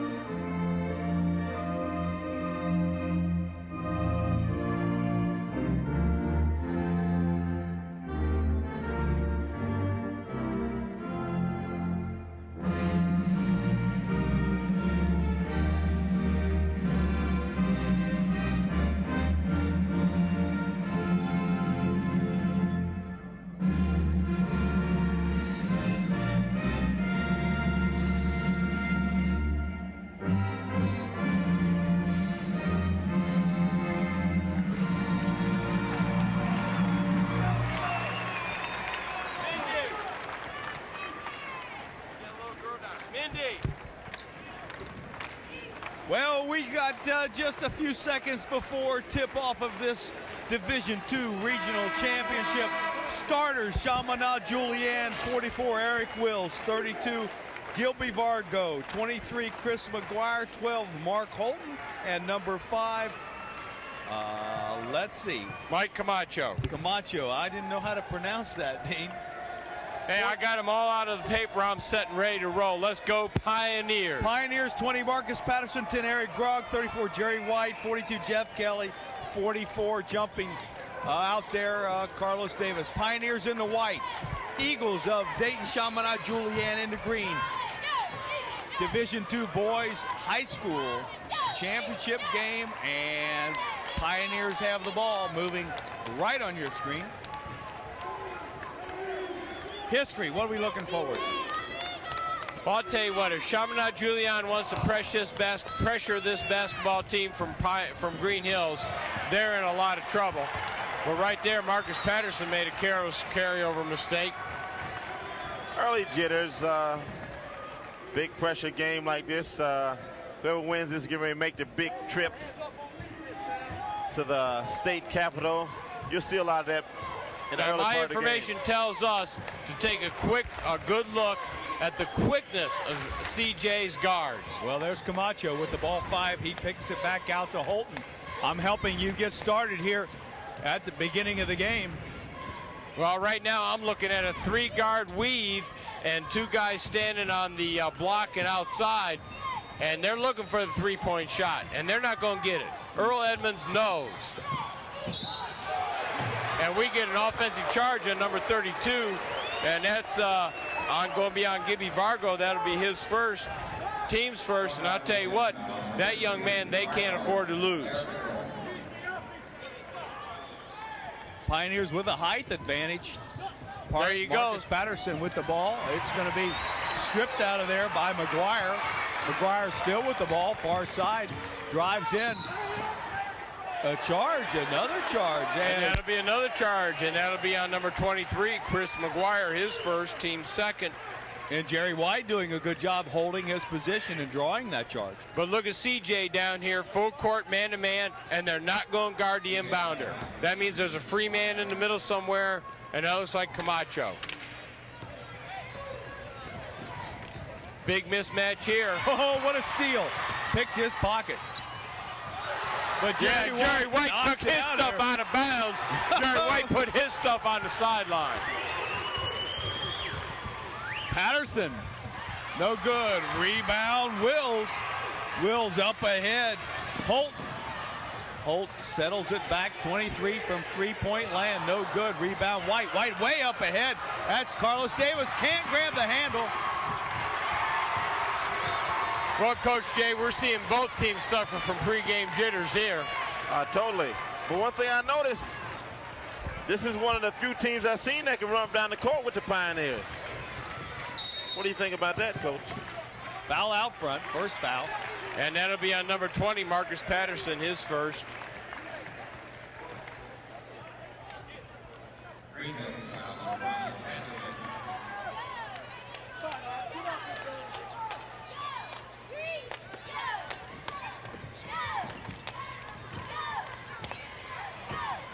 Well, Vargo tries about a 6-footer, no good. Pulled out there by the Pioneers. Pioneers back on offense. Patterson inside, can't get it there. Quickly out of there is Camacho. Camacho in the lane, out to the corner. A shot from 3-point land, Wills, and a big rebound by Jerry White. Jerry White up to Eric Grogg. Eric Grogg down quickly. Ooh, White can't grab the handle. Turnover, Pioneers.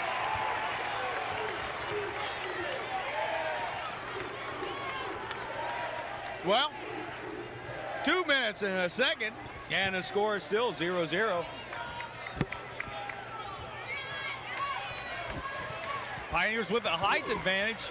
Chaminade with a hustling offense and defense as well. Holt tries that corner, cleared out of there by Kelly.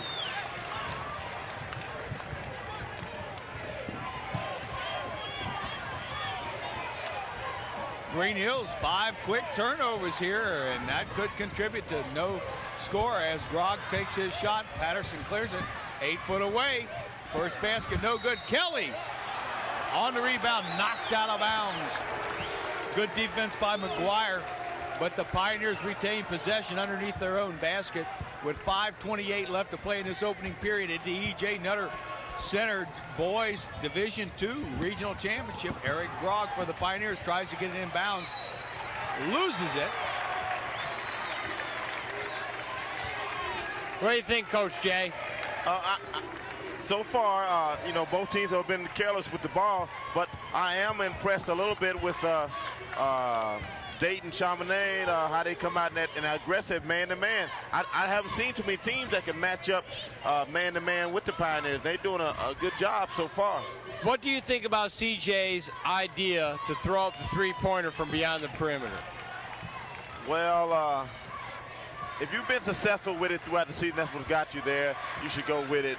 But they also have the ability to drive to the hole and dish it off. As you know, earlier that's why they got called for a couple of charges. But look at 32 down there. Gibby Vargo standing there, not doing anything. No motion, no movement. Look at 44 over here. But Eric Wills not doing anything. But what happens that kind of some offensive run like that, they kind of lull the defensive folks to sleep, and sooner or later that man will come open. Well, I think what they're trying to do, and Mike Camacho makes it happen, they want to run time off this clock. And they got 3 guards, a blocking foul out front. But they got 3 guards doing a little weave, looking for an open shot.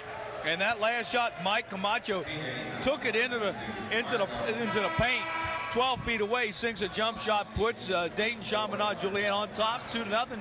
Foul out front, but they're running a good pattern offense, and they know they don't want to run with the Pioneers. But that foul was on Gibby Vargo, number 32. That's his second, team's third. And this is a little bit unusual for us Pioneer fans because that puts CJ on top in fouls. Now, do you think that the Pioneers have trouble matching up with Dayton Chaminade, and Chaminade has trouble matching up with the Pioneers? And both coaches are going to have to explore that in the first half and take advantage of it in the second half. Pioneers in that basic man-to-man. Again, the Chaminade-Julienne Eagles with the green. Moving to the left of your screen. Sinks a jump shot from the free throw line, puts them on top 4-0. And Jeff Kelly's going to put the Pioneers on the board. First time at 3:33. And a great pass by Jerry White to an open Jeff Kelly. McGuire's with the ball, being guarded by Patterson. Pioneers not about to give open that open 3. Not about. Short. Brick. Rebound. Jerry White. White with a jumper. Ties the score 4-0 at 3:03. Hey, Coach Jay, what do you think? They're going to let the Pioneers penetrate like that all night. What's going to happen? But if they let the Pioneers penetrate like that all night, they're going to be in for a long night. Number 5, Camacho with the ball, being guarded by number 10, Eric Grog of the Pioneers. Camacho takes him inside, dishes it back.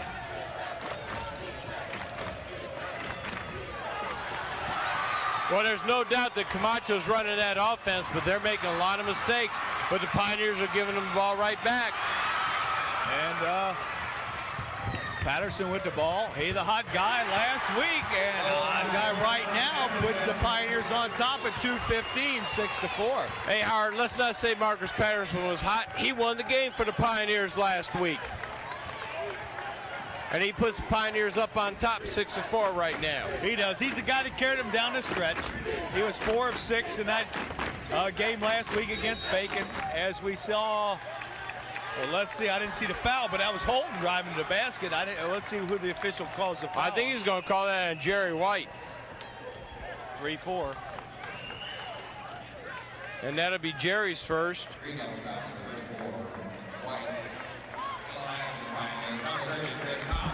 White's going to take a little rest. Number 30, Chris Thomas, out on the court for the Pioneers. Good defense by Carlos Davis, knocking that inbounds pass away. And we see another substitution for the Pioneers. Number 40, Quincy Smith into the lineup for the Pioneers. Quincy Smith, a 6'5" junior. Well, Jeff Kelly not playing all that well tonight, and I'm not talking about his basketball game. He's had an abscess tooth all this week, so Coach Earl Edmonds is going to give him a little rest.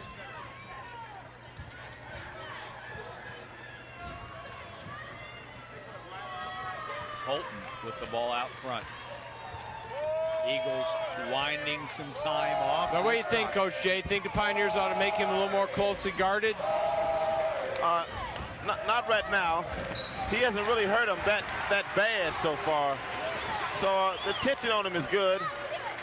Maybe if he goes to the hole a couple times and score, then pick up the pressure a little bit. But for us now, just keep things as they are. Remember, the game is still early.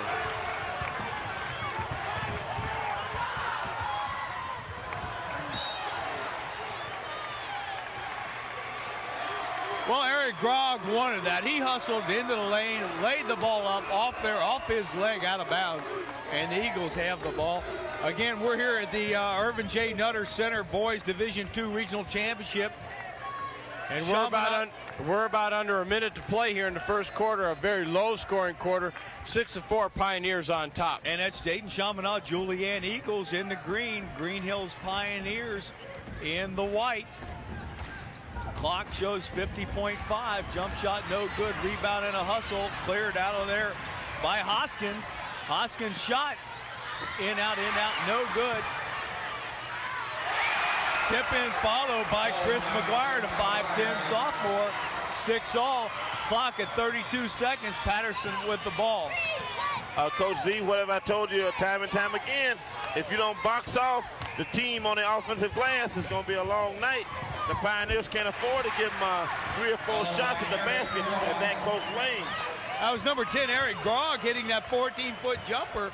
Puts the Pioneers on top, 8-6. A clock down, now under 10 seconds.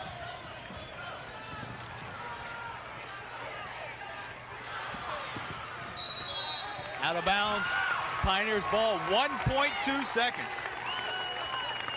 Coach Edmonds of the Pioneers and the 6th man of the Pioneers inspiring their team on. Long court pass intended for Smith. He turns around, jump, trying to get the ball away at the last second. Had the shot, no good. And the score here at Wright State University after 8 minutes of play, the Pioneers on top by a score 8-6.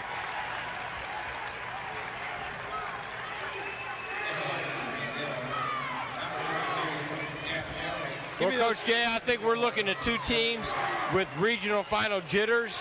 That's as indicated by a score, only 8-6. Pioneers up on top. What do you think our strategies are in the huddle? I think basically they'll come out with the same strategy. I think the thing that the audience out here should know is that these teams are evenly matched. They might not, have the height-wise. Dayton Chaminade might not have all the height-wise to match it with Greenhills. But they are an extremely quick team. I mean, one of the quicker teams I've seen.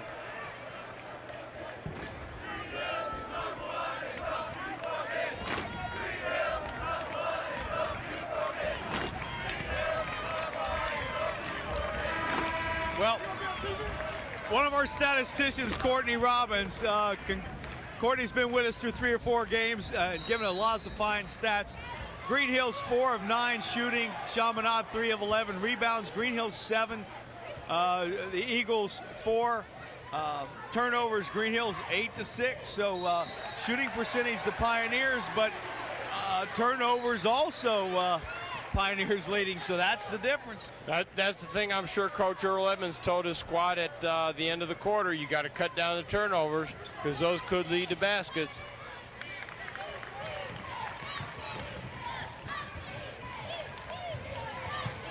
Carlos Davis, turnaround jump shot, looks inside to Chris Thomas. Chris gets it out to Jerry White, dipped out of bounds by the Eagles.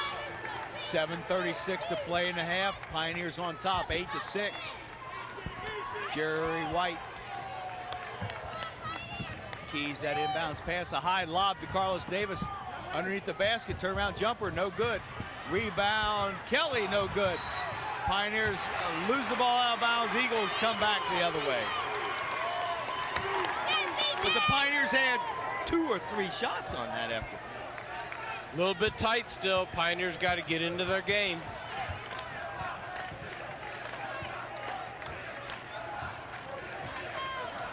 #24, Hoskins. Darnell Hoskins has the ball, guarded by Davis. Pop stops, no good. Rebound, Jerry White. Marcus Patterson with the ball. Up again to Jerry White. Jerry White, baseline 8-footer. Good. And a foul in the middle of the lane. Pioneers on top at 7:03, 10-6, and a foul.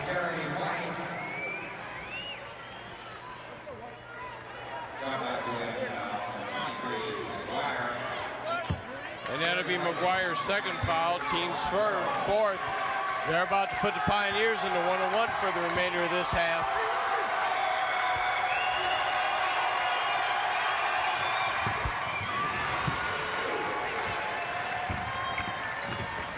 And give Jerry White point number 5 for tonight. Extends Greenhills to the lead, 11-6.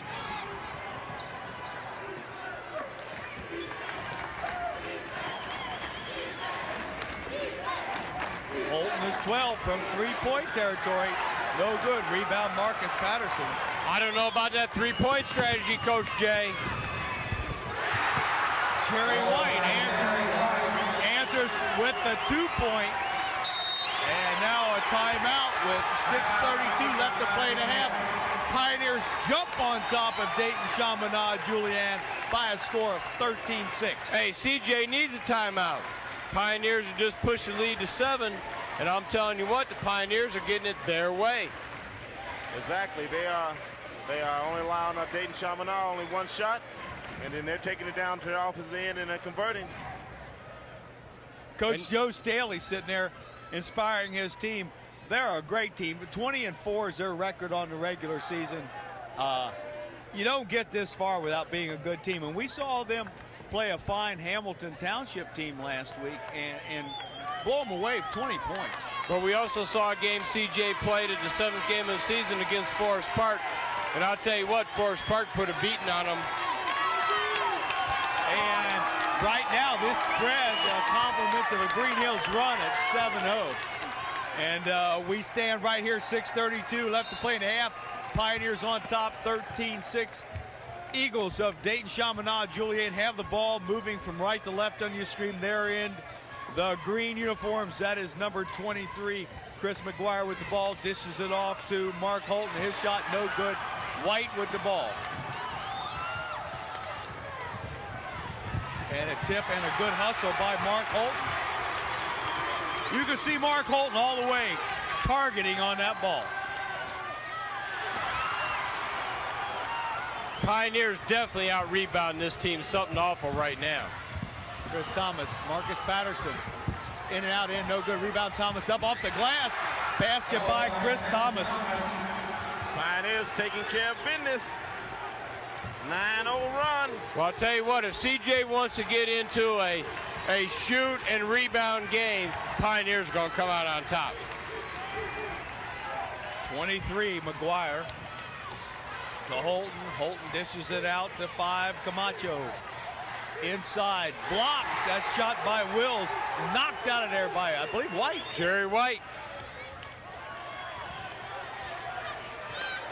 And I see a sub ready to come in for CJ over there. Who is that, Howard? Can't see, he's a tall guy. And 24, Darnell Hoskins. Kisses it off the glass. 15-8's our score. And that's CJ's first 2 of this quarter.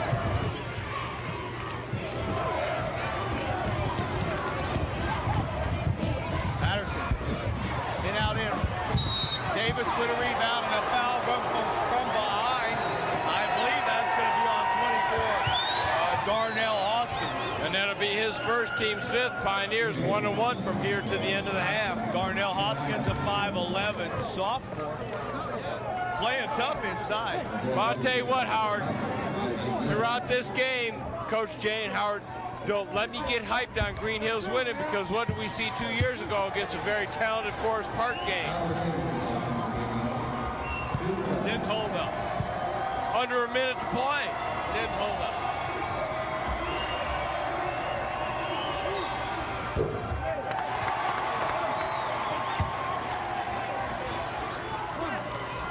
I believe the key, Dean, right now, Greenhills is just out rebounding Chaminade-Julienne 7-1 in the second quarter.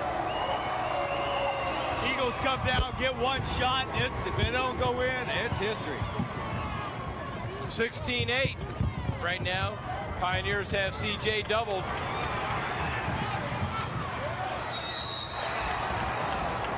And that foul's going to be on Jeff Kelly. That'll be his first, team's third. And that was Bill Reichert, 42, our substitution, a 6'4" junior that will now step to the free throw line. One thing that's bothered me a little bit is this. The Pioneers put on their press. Now, the press of the Pioneers applying they're just trying to put token pressure because Chaminade, they just get the ball to the court too quick, and they had a 3-on-1 break. I don't understand. Hey, Coach Jay, can you tell us about these towels the Greenhills fans are waving? There's not a green towel left in town. That's what I can tell you. Well, I understand the Greenhills fans got in trouble at the Roger Bacon game for some signs they held up, and the whole school went out and got green cloth and made these towels that they can wave. And I'm telling you what, you're seeing a flurry down at this end of the court. 4:35 left to play in the half. 16-9. Greenhills in the white, moving to the right of your screen. Tough defense by the Eagles of Chaminade-Julienne. Patterson drives the baseline. Patterson does it. Dishes it off to Eric Carlos Davis, and Davis kisses in, puts the Pioneers on top by 9. And give Carlos Davis 3 points for the evening in the regional finals. Keep shooting them threes, CJ. Keep shooting them. And Camacho's getting that one shot for Julienne, and Pioneers are snatching that ball off the boards. What do you think of their philosophy, Coach Jay?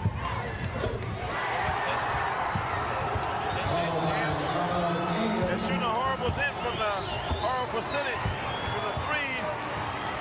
Sooner or later, they're going to have to make a change. If not, Greenhills going to blow them out the gym. They're getting blown out. They're about to get blown out. They better wake up. No, they're not. The Greenhills fans are running to the ticket booth for the upstate tickets. Howard, don't get hyped yet. I know, and that was a fine shot by Mark Holt, the 5'10" senior, leaning in there, putting that ball off the glass, narrowing this Pioneer lead down to 9, 20-11.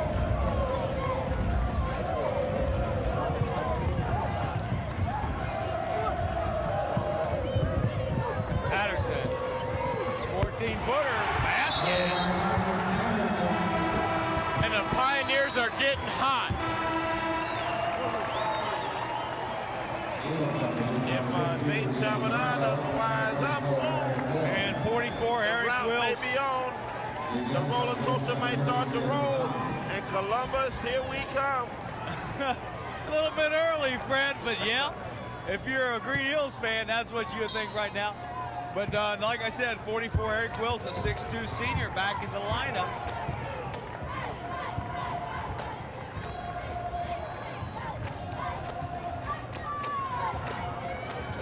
That was McGuire with the ball. He dishes off to Camacho. Camacho's shot, no good. Foul out front. And that's going to be on Eric Gronk. Yes. That'll be his first, team's fourth. We're down to about just under 3 minutes to play, and CJ is going to be shooting 1-on-1 after this.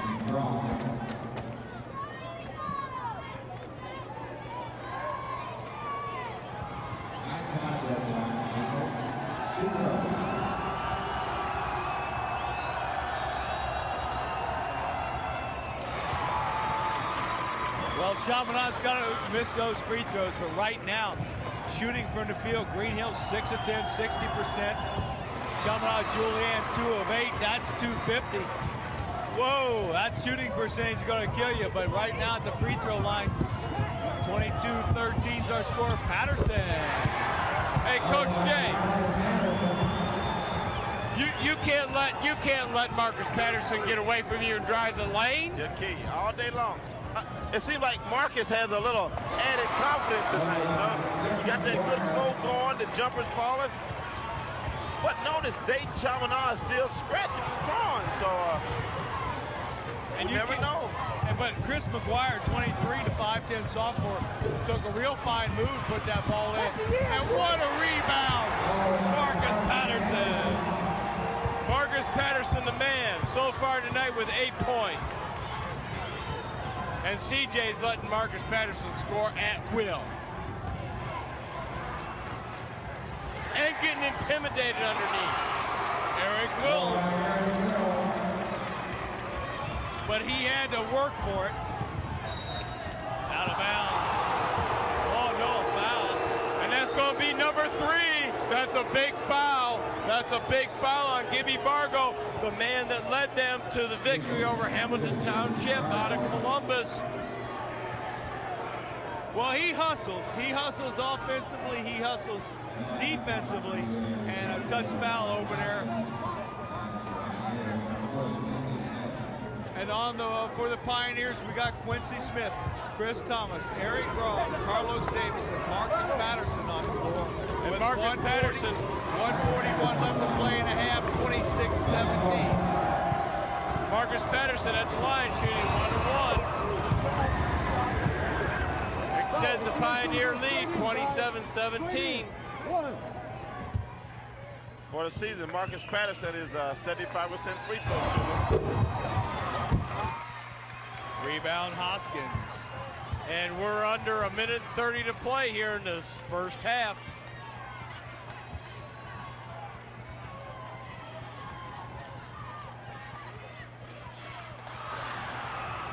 Quincy Smith, good defense and a rebound. Pioneers kind of basketball, get it up court, throw it up. Quincy Smith, 2 tough rebounds, and on that second one, as he took it up, somebody reached in.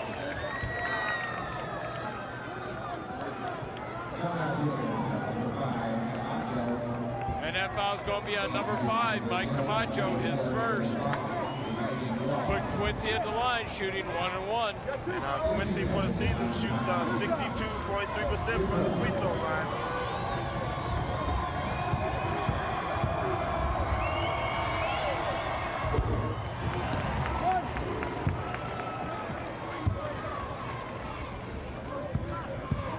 (28-17). Pioneers up with 1:10 to go.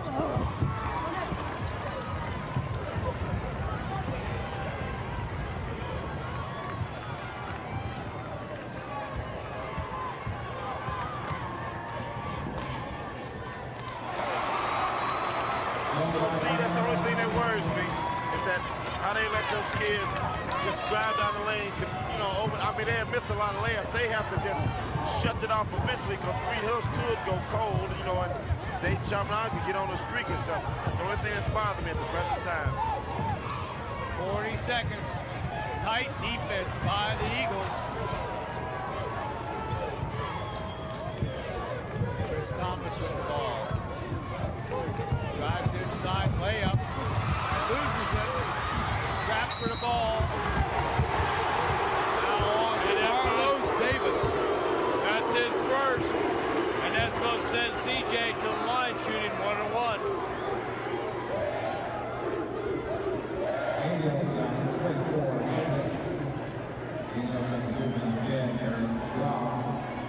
Well, it looked like Greenhills had him spread out. Chris Thomas had an opening up the middle, went in there, and a loose ball foul. That's good hustle going for the ball. Can't do anything about it. When you hustle for the ball, things happen. But we're going to have Chaminade at the line. That's 23. Chris McGuire, the 5'10 sophomore. So far, he's looked real solid out there for the Eagles.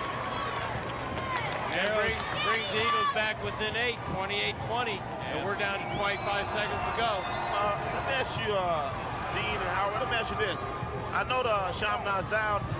Have they looked rattled, even though they have been down? Like any panic, or they? It seems like to me they just keep trying to plug away. Hey, both teams playing great man-to-man defense. A lot of pressure out there.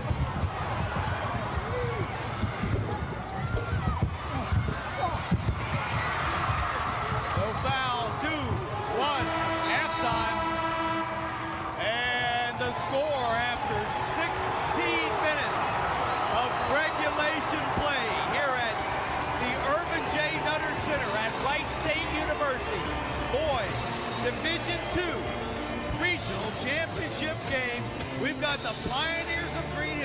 top over the Eagles of Chaminade-Julienne.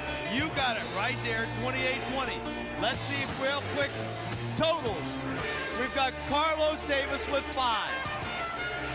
Marcus Patterson, 9. Jerry White with 6. Jeff Kelly with 2. Eric Groggs, 2.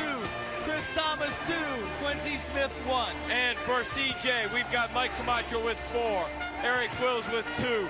Chris McGuire with 5. Mark Holton with 4. Darnell Hoskins with 4. And Bill Riker with 1. And we'll be right back after this message from Waycross Community Television for second half action.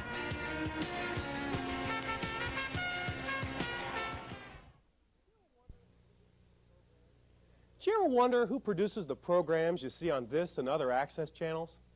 Well, it's people, just like you and me. People with ideas for better and more original programming that can be seen on regular channels.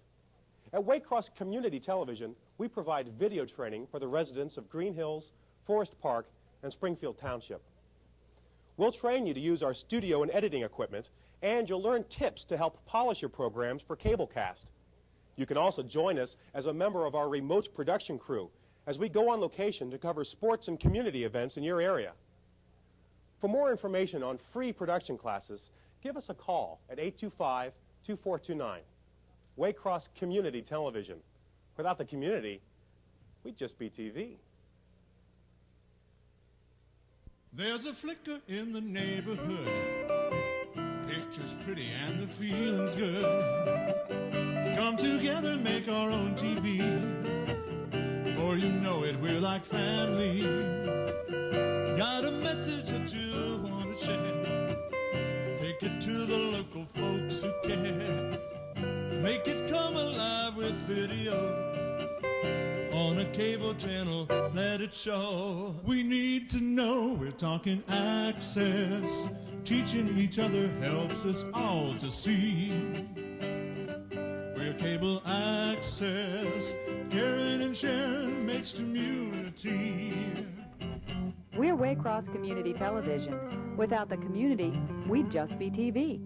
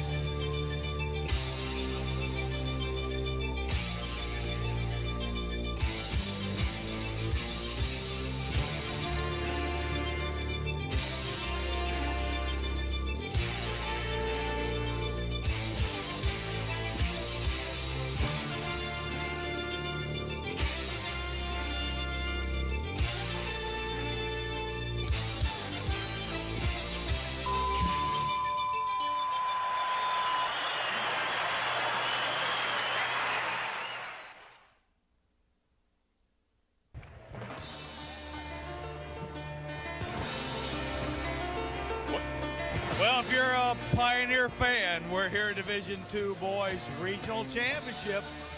Irvin J. Nutter Center, Wright State University, the Pioneers of Greenhills on top. You saw it. And if you're a Pioneer fan, it's scripted. The taller athlete currently is winning because Chaminade-Julienne's got athletes bellying up with the Pioneers. They're playing real tough defense. But the score, 28-20. Hey, but I'll tell you what, CJ is throwing up the three-pointers, which was in their game plan, but that's their mistake because they're not connected and the Pioneers are rebounding. And right now, Greenhills, for instance, shooting 12 for 25, as opposed to the Chaminade-Julienne Eagles, 8 for 24. That's 50 to 30%. Rebounds, Pioneers all over the place, 20-9. Turnovers, Pioneers leading in that category. But thanks to Courtney Robbins for some of those, as we see Jerry White shot, first shot of the half, off the mark. Good defense. And Camacho's hurt, and that's a bad sign. He's just stung a little bit. He's fine. Camacho with the ball. Drives inside, left hand. Off the glass, no good. Grog rebound, pulls it out of there.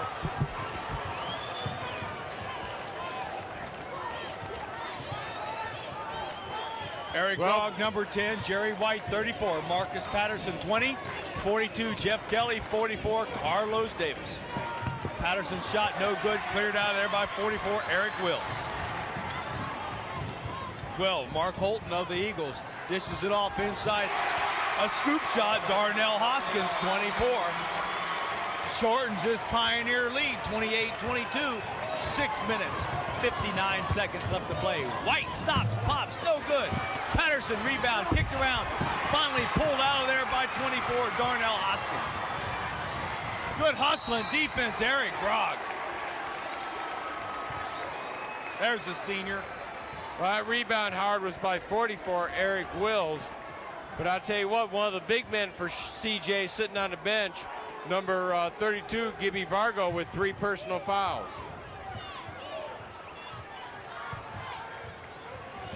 5 is Mike Camacho with the ball, loses it to Eric Grogg.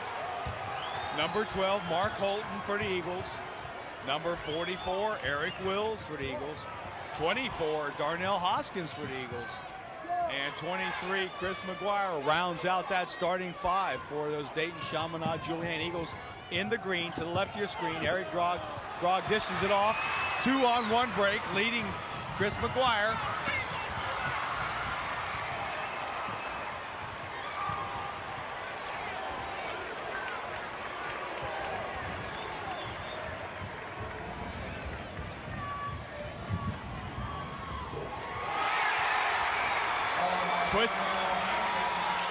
Twisting shot, Darnell Hoskins off the glass at 5:53. Puts it close, 28-24. Well, Darnell Hoskins, 4 straight points here to open up the third quarter. No points for Greenhills. Narrows that margin down to a 4-point Greenhills lead. Just talking at halftime, I told you, I didn't think Greenhills can allow to just let those kids from Dayton Chaminade come down and keep throwing up these layups. That eventually, sooner or later, they have to start making them, and that might catch up with them a little bit. Hey, the Pioneers came out cold to start the second half. They came out cold to start the first half, but CJ was equally cold. Now we've got to correct that problem here real quick, and that's why Coach Edmonds called his timeout.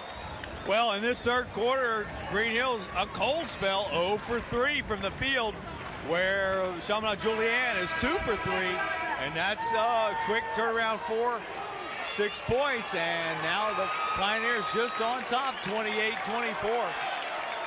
And I see number 23, Chris McGuire, coming out here, holding his back, complaining to number 5, Mike Camacho, that his back hurts. But I'm sure in the regional finals that isn't going to make a bit of difference. Jerry White dumps it back to Patterson, right of your screen, across the 10-second line. And that foul's going to be called on number 24, Darnell Hoskins. That'll be his second, team's first of this half. Now, I've casually mentioned this Irvin J. Nutter Center here at Wright State. We could not say anything that could just give you a description of the beautiful area they have, sports complex, how we've been treated, the courtesy, beautiful. It's a great athletic facility. At halftime, I took some folks around and showed them the student athletic facility. What a great center. As we see a quick dish off to 23, McGuire. McGuire pulls this Eagle team within 2. And give McGuire 7 points on the evening. Pioneers need to crack the scoring column. That foul's going to be called on number 5, Camacho. That'll be his second, team second. Camacho's down underneath our table down here. What do you think of Camacho, Coach Jacobs? Hey, this Camacho kid, like I said, one of the quickest kids I've seen in a long time. And not only is he quick, he played both of the ends of the court hard. That consistent hustle, like a little gnat, just nagging constantly. Oh, good pass inside and a foul. Eric Grogg saw Carlos Davis closer to the basket, knowing his taller, lobbed it over the top, got inside. All the defender from the Eagles could do is foul him. And that foul's on number 12, Mark Holton. That's his first, team's third. And we're going to send Carlos Davis to the line shooting 2, and he can crack the scoring here for the Pioneers in the third quarter. A little bit of a dry spell, Carlos. We need 2, buddy. Yeah, 2.5 minutes more or less. And for the season, Carlos Davis is shooting 59% from the free throw line.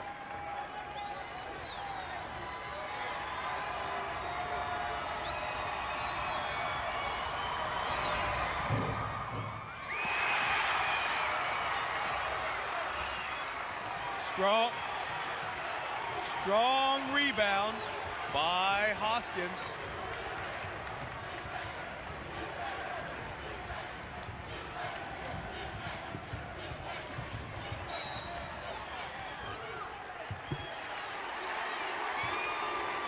And that foul, I believe, is going to be on number 30, Chris Thomas.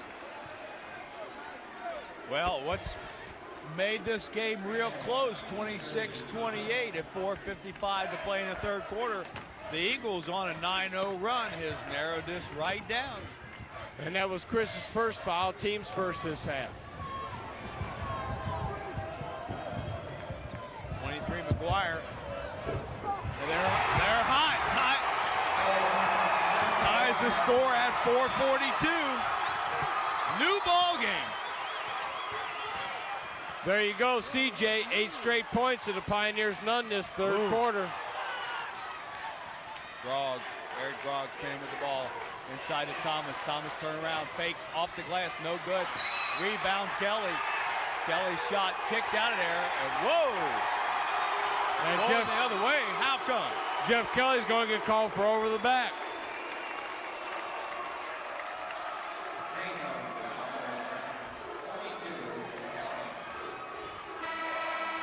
And that'll be Jeff Kelly's second personal, team second.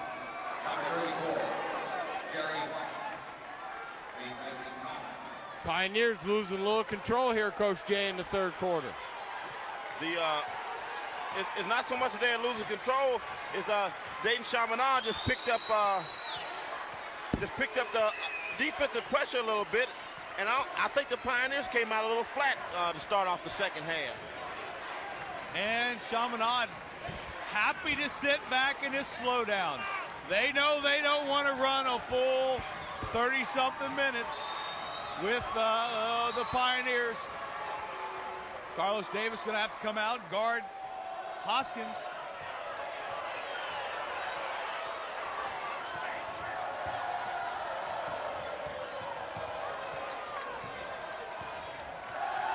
Is Chaminade trying to run a little time off the clock? Oh, absolutely. I think Chaminade realized they cannot get in a up and down court match with the Pioneers.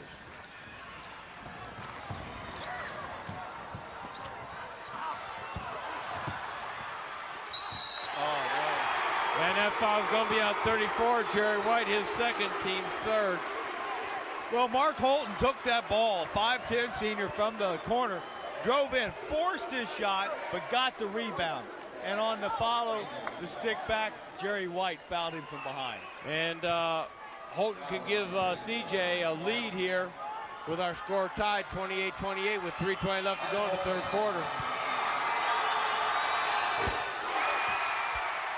Well, I coach basketball on the girls level down at Greenhills High School, and it appears to me that the Pioneers have just come out flat.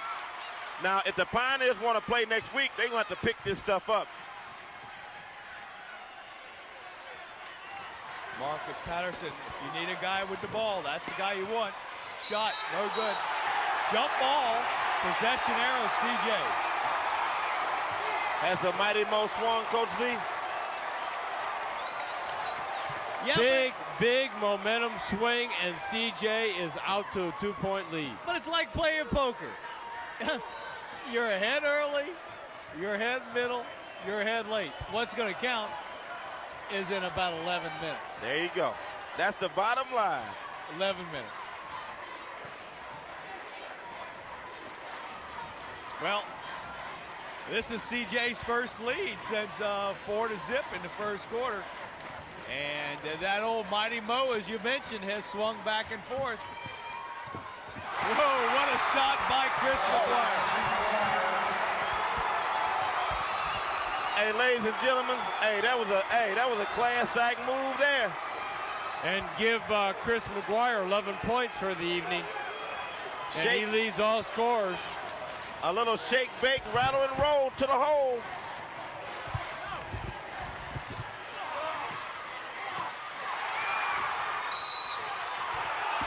And that foul's going to be on number 5, Mike Camacho. Watch out. Watch out. His third, team's fourth. Pioneers, after this foul, be shooting 1-1 the remainder of this game. CJ on a 15-0 roll. What was the score at halftime? Score was 20-28, Pioneers on top. Score right now is 32-28.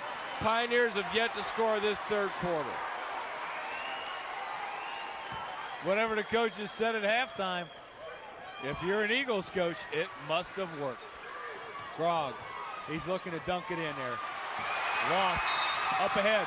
Kelly with a steal right in front of us. And what's the call? They say he stepped out of bounds. Who stepped out of bounds? Dayton Chaminade player, number 23. Okay, ball stays in possession of Greenhills. Grog gonna pull the trigger. Shot at Jeff Kelly, 42. Into White.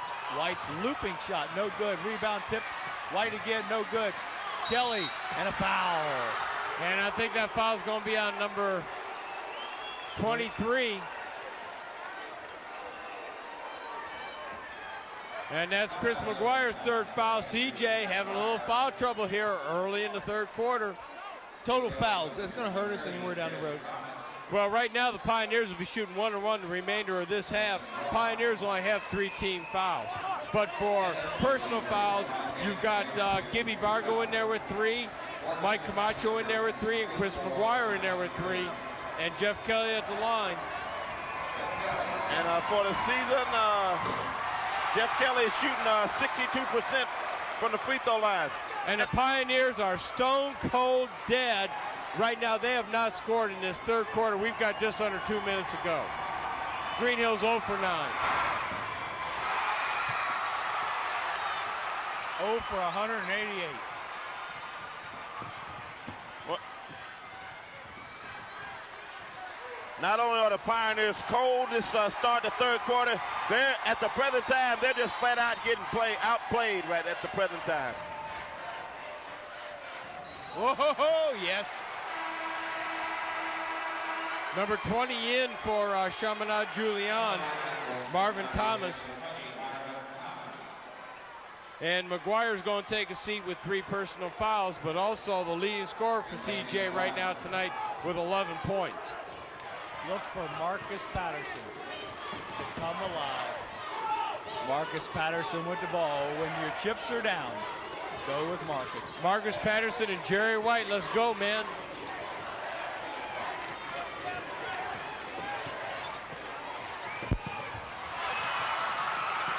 Can't get a thing to drop.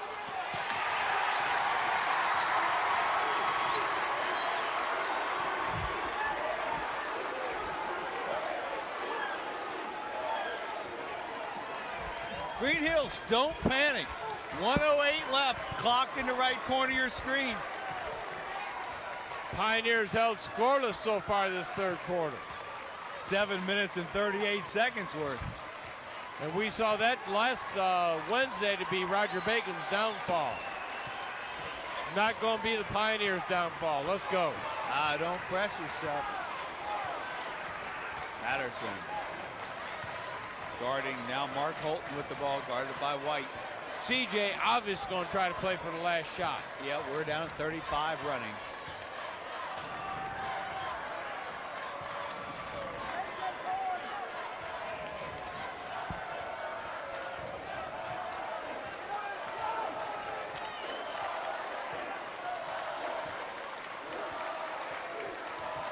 And we're down under 12 seconds to play.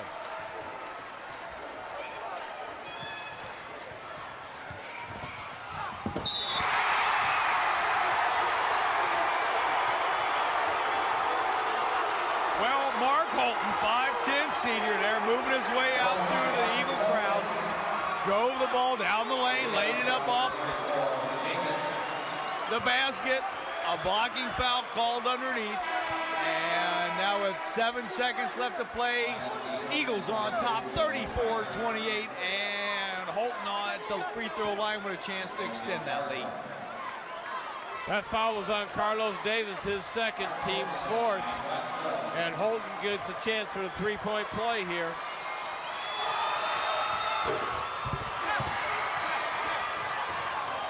Five seconds to go. Pioneers have not scored. 3, 2, One.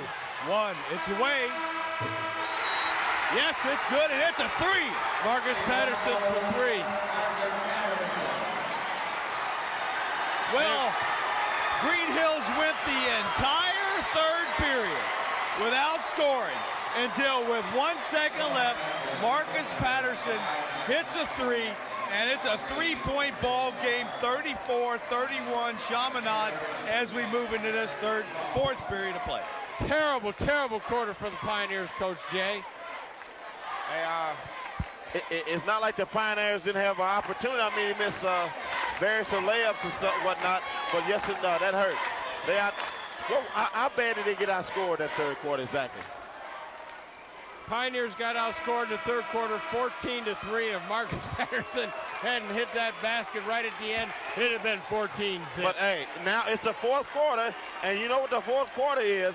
It's showtime. It's showtime. Put up or shut up. It's upstate. We're down to 8, and we're looking to 4.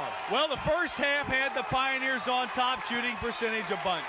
But after 3 quarters of play, it's fractional percentage points apart, 41%. And we're going to get a quick foul, 44, Eric Wills. And fouls may be important. We're beginning to get to that critical. Chaminade has a couple players at 3. Greenhills doesn't. But from now on out, both teams are going to be in the one-on-one.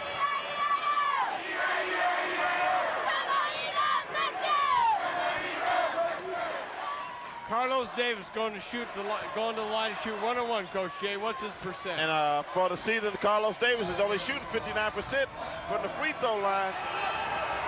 He needs to get hot. Definitely. We need these big time here.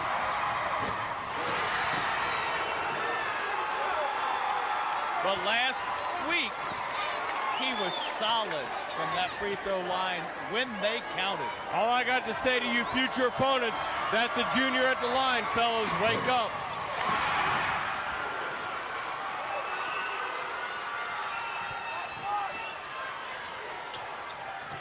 Greenhills picks up the pressure.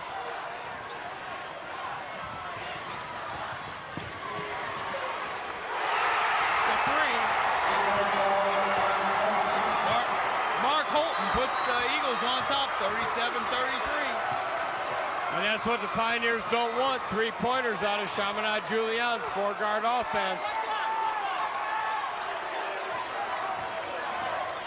Pioneers have to answer. The Pioneers need right now is trying to kick it down low. They got the height and the rebounding advantage. Kick the ball down low.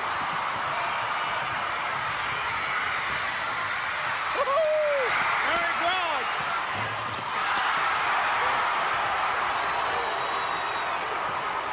Everybody's playing like it's the fourth quarter. Oh, and both teams are giving 110 plus tonight. 37-33. Boys Division II Regional Championship here at Wright State University. Oh, charge. Gotta be a charge. Oh my God! Jerry White is called for that foul. Unbelievable. Jerry White called for a blocking foul. That'll be his third. Oh, horrible call, beyond horrible.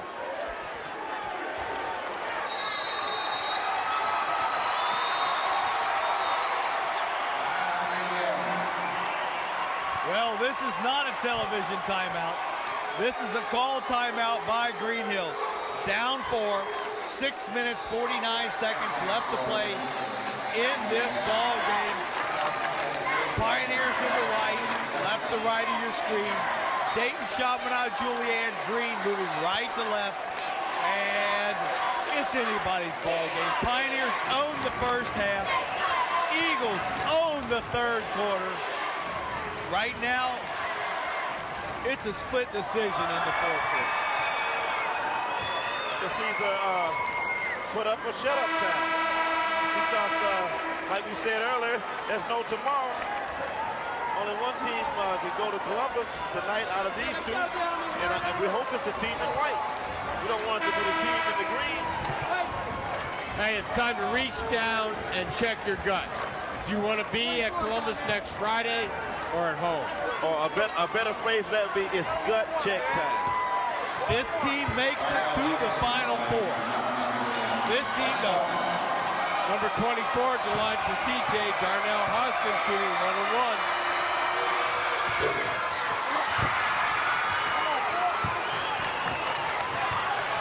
Chaminade-Julienne holding on to a 4-point lead.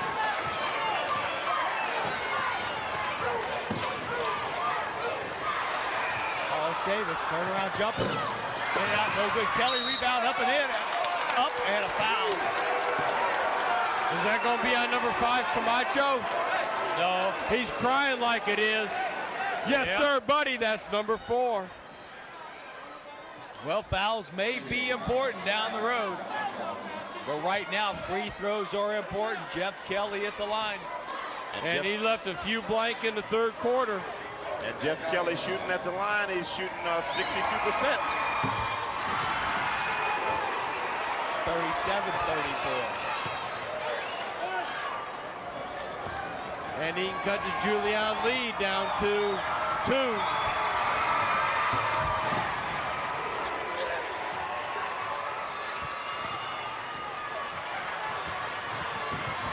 McGuire pushes the ball up quick. Right down the middle. Chris McGuire, 39-35.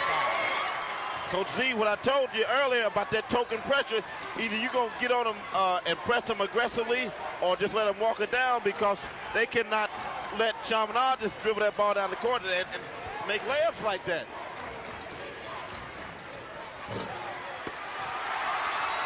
Chaminade's crashing the boards right now, too, controlling the rebounds. Coach, let me just make one statement from a coaching aspect. The Pioneers have the height advantage, right, to the smaller Dayton Chaminade. I think maybe Greenhills should have tried to pound the ball down. They have been in foul trouble. Pound the ball down low and try to force it down low. Eric Wills hits from 3, puts Chaminade on top by 7.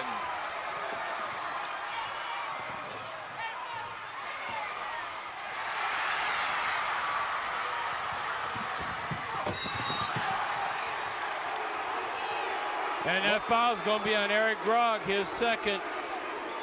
But a good foul, a real good hustling foul, cutting across, taking away a short points.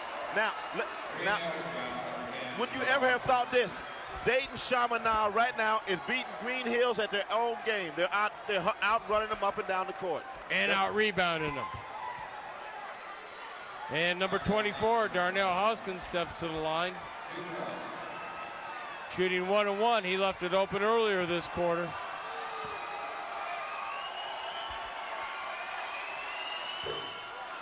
But you still have a marathon of time left. 5:20 to go in this fourth quarter. Gibby Vargo checks back in, playing with 3 personal fouls. Camacho takes a seat, playing with 4.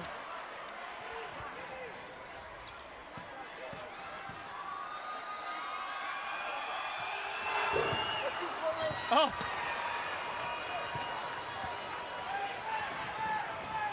Well, Patterson. Grogg inside to Davis. Davis turn around. White for the rebound. 42-37. Pioneers need more play like that if they're going to come back and win this game.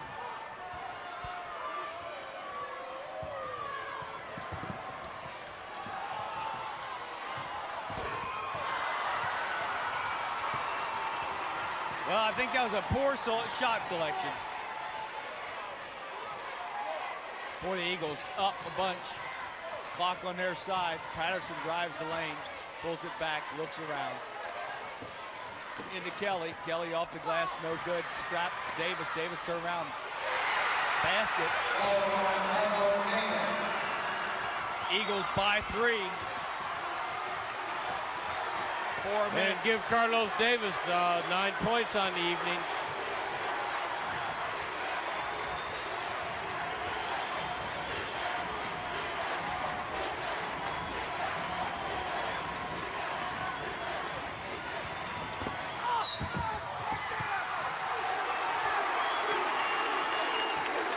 And I believe that foul will be on Carlos Davis for blocking. That'll be his 3rd. And Mark Holton has no fear of driving that lane against the big guys. 5'10" senior. He's quick enough, takes it inside, knows he's going to get away, and has drawn a couple of fouls. 42-39. Chaminade on top. Clock 3:59. And that's senior Mark Holton at the line. And Mike Camacho back in the game for CJ to lead him down the stretch here, playing with 4 fouls. Number 12 at the line, Mark Holton.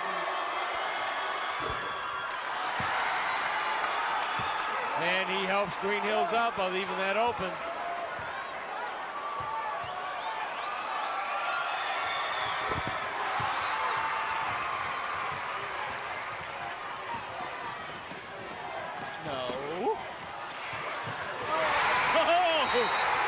Scoop inside pass. Jeff Kelly slam dunks. Brings the Pioneers within 43-41. 3:51 to play in the ball game. Wright State Division II Boys Regional Championship on the line. Eagles of Dayton Chaminade with the ball in the green. Pioneers in the white to the right of your screen. Number 5, Mike Camacho with 4 fouls. Working time off the clock. Kicks it out to the other senior guard, Mark Holton. Being guarded by Jerry White.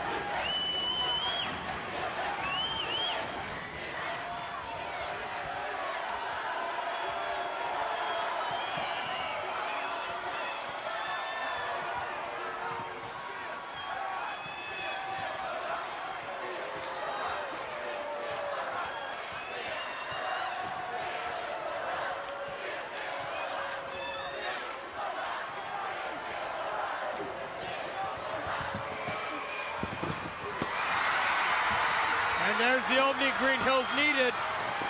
All they need to do is capitalize on it. Pioneers need to work for a good shot. Go down low, kick it down low.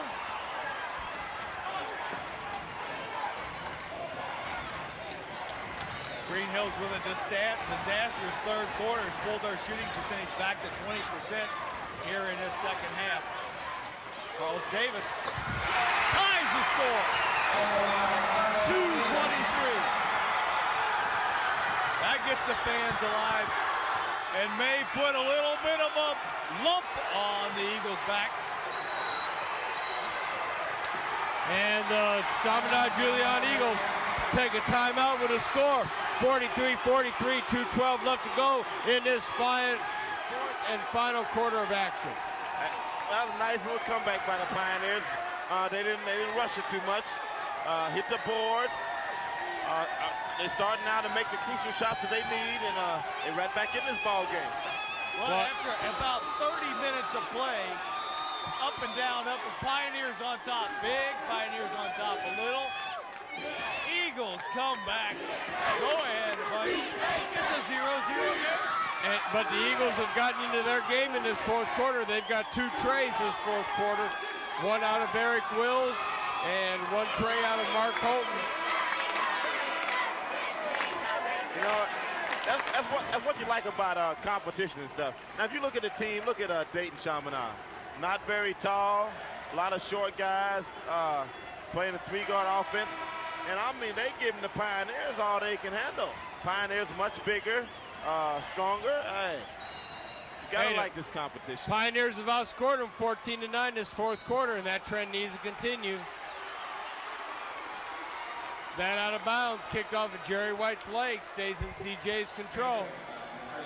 And what's brought Greenhills back in that 4th quarter, on the boards. They got a bunch, 16 offensive boards, 19 defensive boards. That's brought them back. Well, boy, that's my mistake. They called that foul on Jerry White. Oh, yeah, no doubt about it. I didn't agree with the foul, but I saw the officials call. Well, that's his fourth.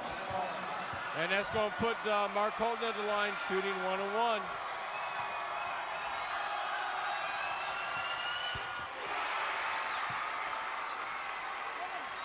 And he gives CJ the lead, 44-43 with 2:11 to go.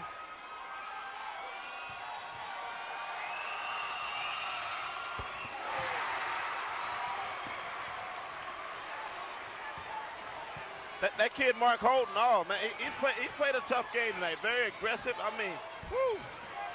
Well, CJ, a lot like the Pioneers, when somebody else is off, somebody else has to pick up the game. And we're back to tied, 45-45, just under 2 minutes to go. Well, that was Mark Holton's man, Jerry White. He faked outside, a little give and go or backdoor play. Jerry White put it off the glass, tied it up. Whoa, Chris Thomas's hands almost pulls it away. Clock running, 1:33. We're not at 45 all. Two great teams squaring off here in the regional championship at the Wright State University Nutter Center. Shame to see one of these folks has to go home. Well, it might be a shame as long as the team in white and has Pioneers win. That's all we want.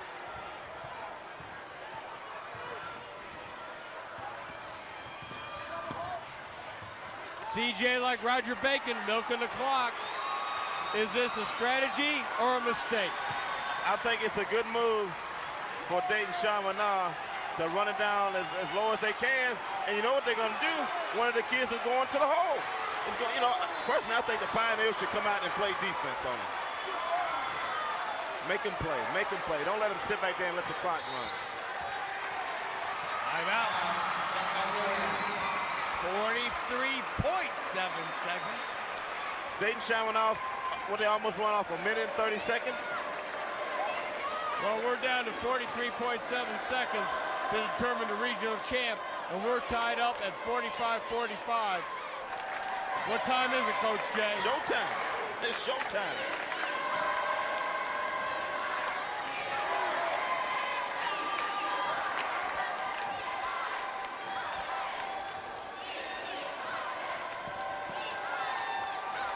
Just watching the Greenhills six-man. The crowd.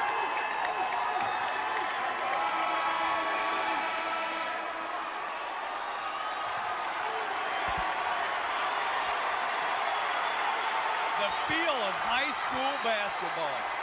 Nothing better. No way. Woo!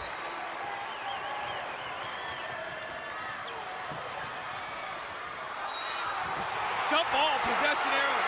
Still Dayton Chaminade. But now that possession arrow goes the other way.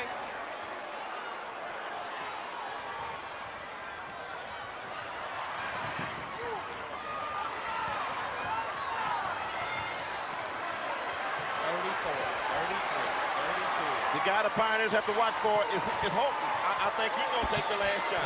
Number 12, Mark Holton.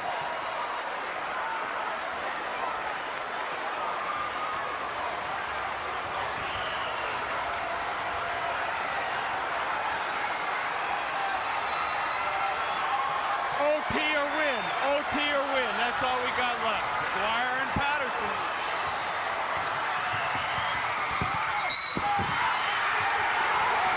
Oh my God. Carlos Davis called for a blocking foul.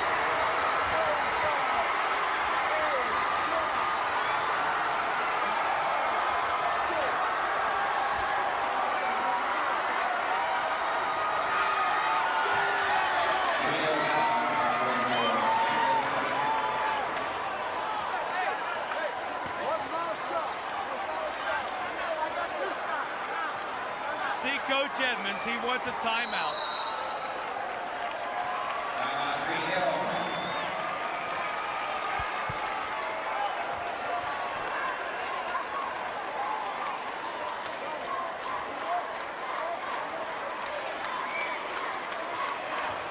Well, I believe that was McGuire, 23, driving into the baseline. Carlos Davis steps over to cut him off. The official right on the spot calls a blocking foul, and with 4.2 seconds, McGuire, I believe, is going to be at the line shooting 2 shots, most probably. So the timeout was to ice it down a little bit. Coach, what do you think?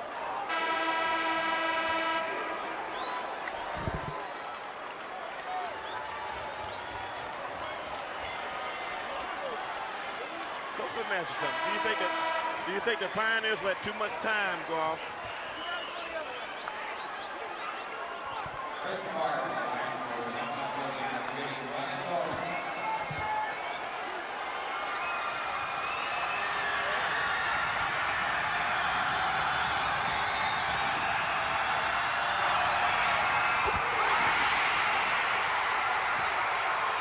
CJ up by 1, 46-45, 4.2 seconds on the clock.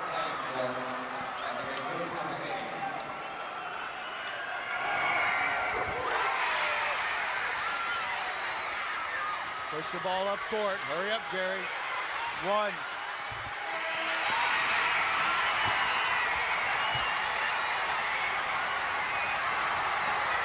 Well, the crowd noise is exuberant. Chaminade-Julienne Eagles, ecstatic. They pulled off a great victory, defeating the Pioneers of Greenhills by a score of 47-45. Hey, I'd like to thank our volunteer crew, our director, Glenn Hartong, our technical director, Lorraine Hornbach, audio, Dave Conradi, graphics, Matt Miller, camera persons, Bill Brinkmuller, Dick Hagerman, Tom Schneider, Tony Suarez, statistician Mike Zimmerman, Courtney Robbins, you're truly the announcers, Howard Blevins, Fred Jacobs, Dean Zimmerman, and a special thanks to Powell Crossley Jr., YMCA, for helping to make this coverage possible. There's a good graphic. Can't thank them enough, helping to bring to you this broadcast for all you folks can't get uptown to help this, see this live. And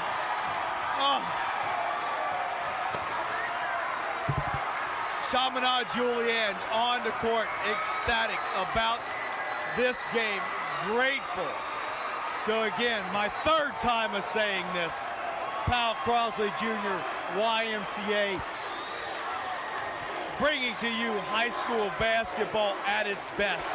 Division II boys runner-up, now Greenhills High School, their coach Earl Edmonds. How Coach Edmonds wanted it.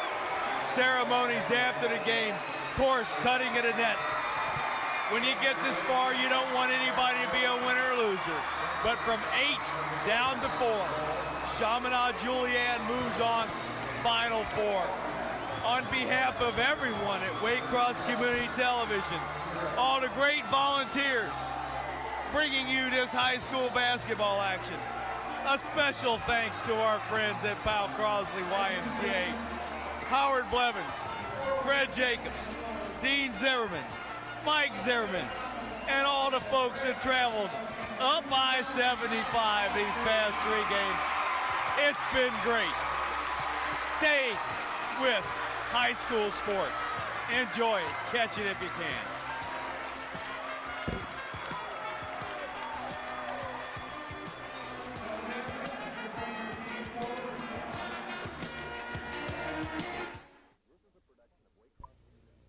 This is a production of Waycross Community Television, the Access partnership of Forest Park, Greenhills, and Springfield Township with Warner Cable. Opinions are those of the program participants and in no way represent the community governments or the cable company. If you have questions regarding this program, or if you would like to participate in the activities of Waycross Community TV, you may call 825-2429 or write Waycross Community Television, 2086 Waycross Road, Forest Park, Ohio, 45240.